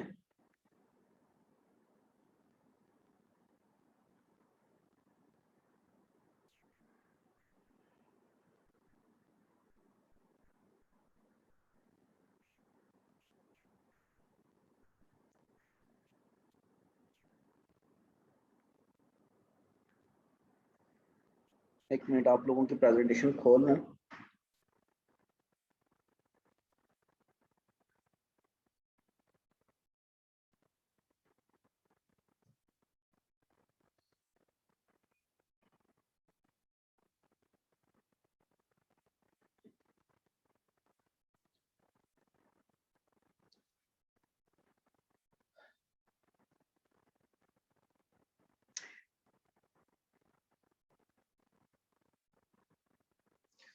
जी कोशिश आपकी अच्छी है। कॉसी कॉन्ट्रैक्ट जिस आपने एक बुलेट्स के फॉर्म में चीजें लेकर आई हैं, classification of contract on basis of enforceability of valid control contract आ गया, मतलब कि छोटी छोटी चीजें लिखी हुई है, कुछ एग्जांपल भी कोड है। बेशक आप इसमें फ्लो चार्ट्स की तरह भी बनाए लेकिन अच्छी बनाई हुई है आपने। अनफोर्सेबल एग्रीमेंट्स हैं, classification of contract on the basis of performance.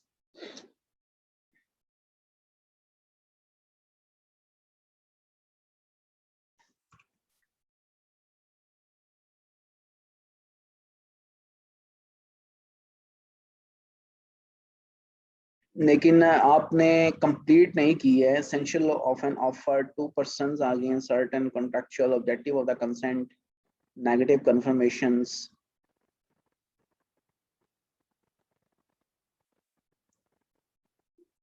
अच्छा आप कह रही कंप्लीट है,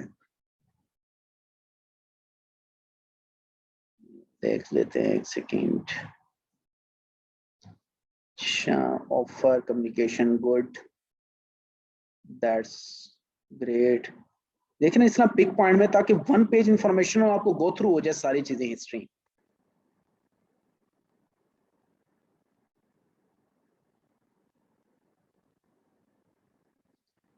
इसी तरह ही आपकी चाहिए होते हैं प्रेजेंटेशन, कुछ डिफरेंशियल हो, ताकि कुछ सोच के क्रक्स निकाल के आप प्रेजेंटेशंस कुछ बनाएं चीजें। अभी आपके नोट्स भी बनेंगे और फ्यूचर में अल्लाह ताला इस मुकाम पे आप लोगों को लेकर जाए कि आप भी एक मेंटोर के तौर पर पेश नुमा हो, आप दूसरों के सामने आप भी लेक्चर दें। तो इन नोट्स जब तक नहीं बनाएंगे, कम से कम आप लोग तब तक तो नहीं पढ़ा सकते। एज पर माई कंसिडरेशन नहीं रहता कि नोट्स की फॉर्म में आपके पास चीजें नहीं आती ना, कंसिडरेशन कम से कम किसी को आप टीच नहीं कर सकते। गुड, बहुत अच्छी बनाई हुई है आपने।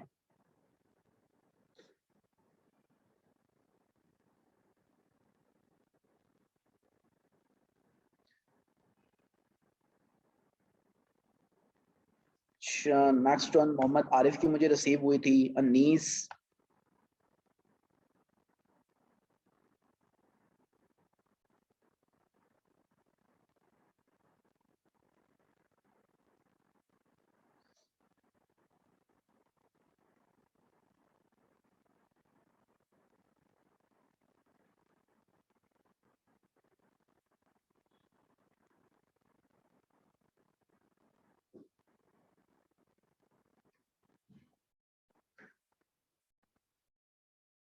Difference of types of contract by formation है, इनफोर्सिबिलिटी है, इनफोर्सिबिलिटी अच्छा एग्जीक्यूटेड कॉन्ट्रैक्ट।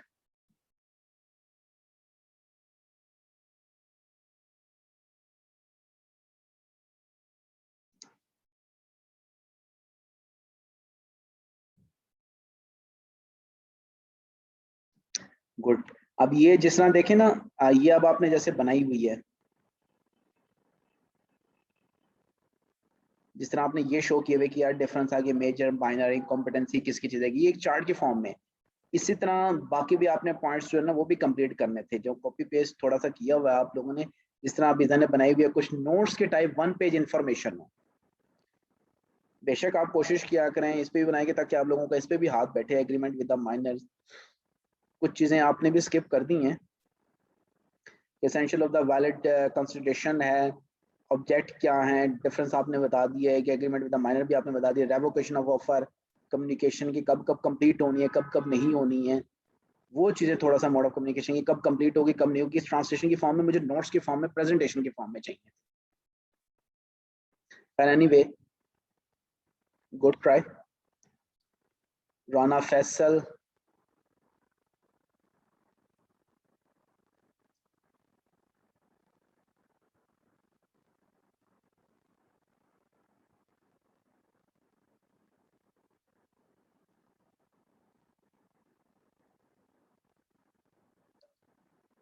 राना फैसल।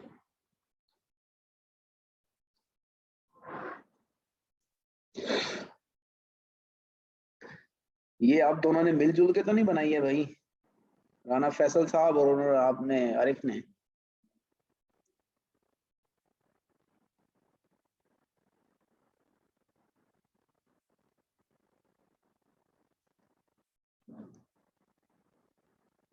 देखे ना, कोशिश करें। अकल के लिए भी वो कहते हैं ना, नकल के लिए भी अकल की जरूरत होती है। दूसरे का दिमाग कहते हैं ना कि नकल करने वाले के ना ज्यादा नंबर आ जाते हैं, वो इसी वजह से तो कुछ उसका अपना दिमाग शामिल हो जाता है, कुछ दूसरे का हो जाता है। मैं पहले दिन भी क्लियर कर दी थी और आज भी मैं क्लियर कर देता हूँ, ये कोई यूनिवर्सिटी नहीं है जिसमें से टीचर्स बोरो करके इधर से पढ़ा रहे होते हैं और प्रेजेंटेशन के नंबर होते हैं, सारी चीजों के होते हैं कि यार बस मकसद ये होता है कि आपने प्रेजेंटेशन सबमिट करवानी है। No, never. यहाँ पर वो दिमाग में नहीं कराइएगा आप कि यार कोई भी यूनिवर्सिटी की दूसरी क्वालिफिकेशन हो। कोशिश करें अपने वर्ड्स को अपने फॉर्म में लेकर आए, अंडरस्टैंडिंग हो। ये आपके लिए बहुत बेनिफिशियल रहेगी बिफोर पेपर के एग्जाम के डेज में, कि वन पेज इंफॉर्मेशन होगी आपके पास।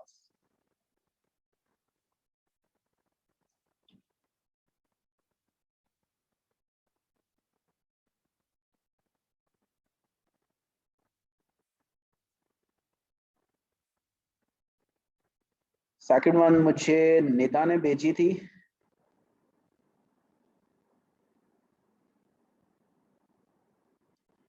उनका भी जी हम देख लेते हैं।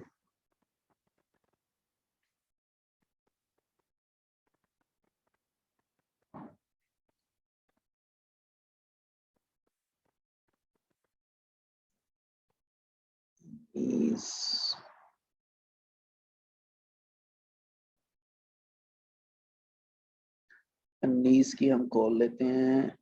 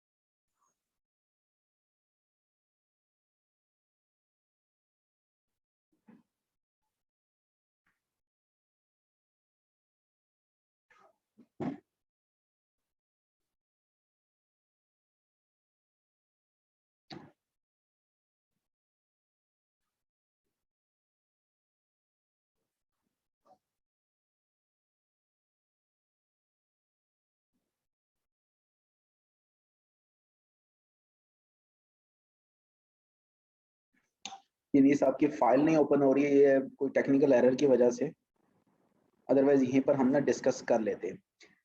स्टूडेंट्स कल हम इंशाल्लाह मेन वाला आपको मैं डिस्कस कर दूंगा, लेकिन फिर मैं दोबारा कहूंगा डिडक्टिव क्वेश्चन को लाजमी पढ़ा करें, गो थ्रू लाजमी किया करें, ताकि आप लोगों को ये है कि मैक्सिमम चीजें क्लियर हों।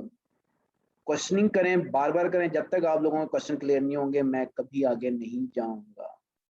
कल हम इंशाल्लाह परफॉर्मेंस ऑफ द कॉन्ट्रैक्ट पढ़ेंगे कि meaning and types of the performance, कोशिश करेंगे ये चैप्टर भी हमारा कंप्लीट हो कल। और इसमें इतना कोई लेंथी वाला चैप्टर नहीं है। Performance of the possibility of performance है, असाइनमेंट ऑफ द कॉन्ट्रैक्ट है, 3-4 सिर्फ टॉपिक हैं, टाइम एंड लैप्स की बात करेंगे हम। बाकी मैक्सिमम कोशिश करें कि प्रीवियस को साथ साथ में गो थ्रू लाजमी, याद बेशक ना करें, अभी क्रैम ना करें, लेकिन जो पढ़ाया जा रहा है वो कम से कम नोट्स की फॉर्म में मेरी बातें जहन में रखकर नोट्स लाजमी प्रिपेयर करें, ऑब्जेक्टिव क्वेश्चन साथ साथ गो थ्रू करें। कम से कम जो बुक में एग्जाम्पल दी हुई है वो कम से कम आपकी ईच एंड एवरी एग्जाम्पल आपको कंप्लीट हो, जहन में नशीन हो कि यार फलां एग्जाम्पल में ये था, फलां एग्जाम्पल में ये था, ताकि वो रिलेट कर सके चीजों को।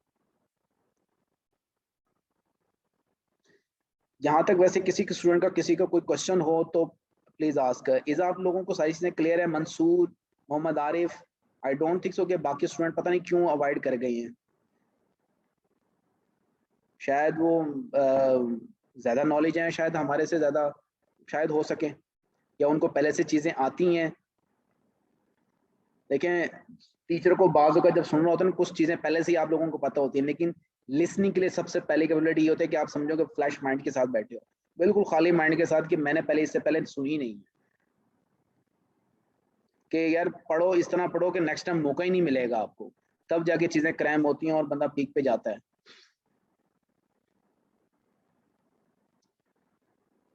चलें स्टूडेंट्स, नेक्स्ट वन इंशाल्लाह हम ये है कि कल हम ये चैप्टर पढ़ते हैं। जिस तरह ईजा मैं फिर कहूँगा स्टूडेंट की, जिस तरह ईजा ने अभी कोशिश किया है प्रेजेंटेशन नोट्स टाइप बनाने की, कोशिश करें उस तरह की बनाएं ताकि आपको याद रहे चीजें, कोई चीज मिस ना हो। प्रेजेंटेशन फॉर्म में, बुलेट्स के फॉर्म में, जितनी भी प्रोफेशनल स्टडीज हैं वहां पर एक्सप्लेनेशन रिक्वायर्ड नहीं होती। एक्सप्लेनेशन सिर्फ आपको अंडरस्टैंडिंग करवाने के लिए बुक में दी गई है। जो चीजें याद करने वाली उनमें क्रैक्स खुद से निकालें। साथ साथ मैं भी बताता रहता हूँ, वैसे भी 1 बाय 1 लाइन आपको बताते रहते, तो जो सेक्शन की वर्डिंग है वो आप रखें, लेकिन कोशिश करें खुद से भी निकालेंगे तो ज्यादा आइडियाज जनरेशन होंगे, ज्यादा क्वेश्चनिंग होगी आपके माइंड में कि यार ये क्यों है, ये क्यों है, ये क्यों, किस वजह से यहाँ पर वजूद में आया है। कॉन्ट्रैक्ट एक्ट में बहुत सारी थोड़ी सी आपकी माइंड मैप को तो समझने की जरूरत होती है। कंपनी एक्ट में मैं नहीं कहूँगा जो चीजें लिखी हुई आपने क्रैम ही करनी है, तो कंपनी लॉ में कोई इतना खास कोई दिमाग का केस नहीं है।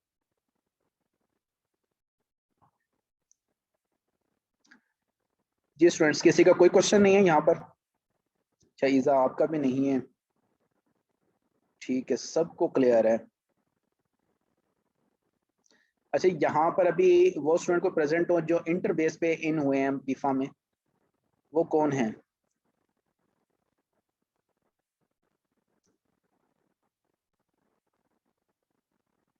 अच्छा ईजा आप ही हो, इसके अलावा ईजा आपके अलावा तो कोई नहीं है?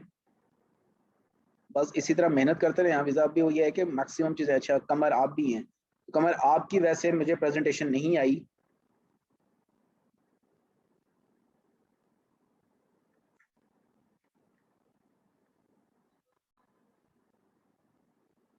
कोशिश करें बच्चे जिस तरह आपने बनाई हुई है प्रेजेंटेशन, अदरवाइज तो बहुत स्किप हो जाओगे। किसी को कहते हैं ना कि मैं पिफा कर रहा हूँ, बंदा कहते हैं ना बड़ा प्राउड के साथ कहता है कि प्राउड ये मिल ना जाए तब तक आप मेहनत नहीं करोगे, कंटिन्यू भी रखनी होती है चीजें। प्रेजेंटेशन लाजमी बनाएं, किसी चीज को स्किप है, जिस तरह क्वेश्चनिंग आप करते हैं उस तरह नोट्स भी बनने चाहिए। स्टूडेंट इंशाल्लाह हम कल की क्लास में मिलते हैं। अच्छा, 1 पेज इंफॉर्मेशन इनफ और we have to do something more. देखो प्रेजेंटेशन में ना, प्रेजेंटेशन होती क्रक्स, बाकी जहन में आपके मवाद होने चाहिए। 1 पेज इंफॉर्मेशन का मतलब ये नहीं है कि सिर्फ 1 पेज पर पूरा चैप्टर उतार दो। 1 पेज इंफॉर्मेशन का मतलब नोट्स की टाइम में बनाओ कि 1 पेज में आप देखो फौरन आपका सारा चैप्टर गो थ्रू हो जाए। देखें कमर, फैमिली में ठीक है, फैमिली पहले होती है, लेकिन फैमिलीज में इश्यूज बहुत सारे होते हैं, आपने खुद मैनेज करनी होती है। प्रोफेशनल जब क्राइटेरिया में आते हैं, आपने खुद चीजें मैनेज करनी होती हैं। चलिए खैर, बेस्ट ऑफ लक, इंशाल्लाह हम कल की क्लास में मिलते हैं in same time stipulated. Okay, take care, bye bye, अल्लाह हाफिज।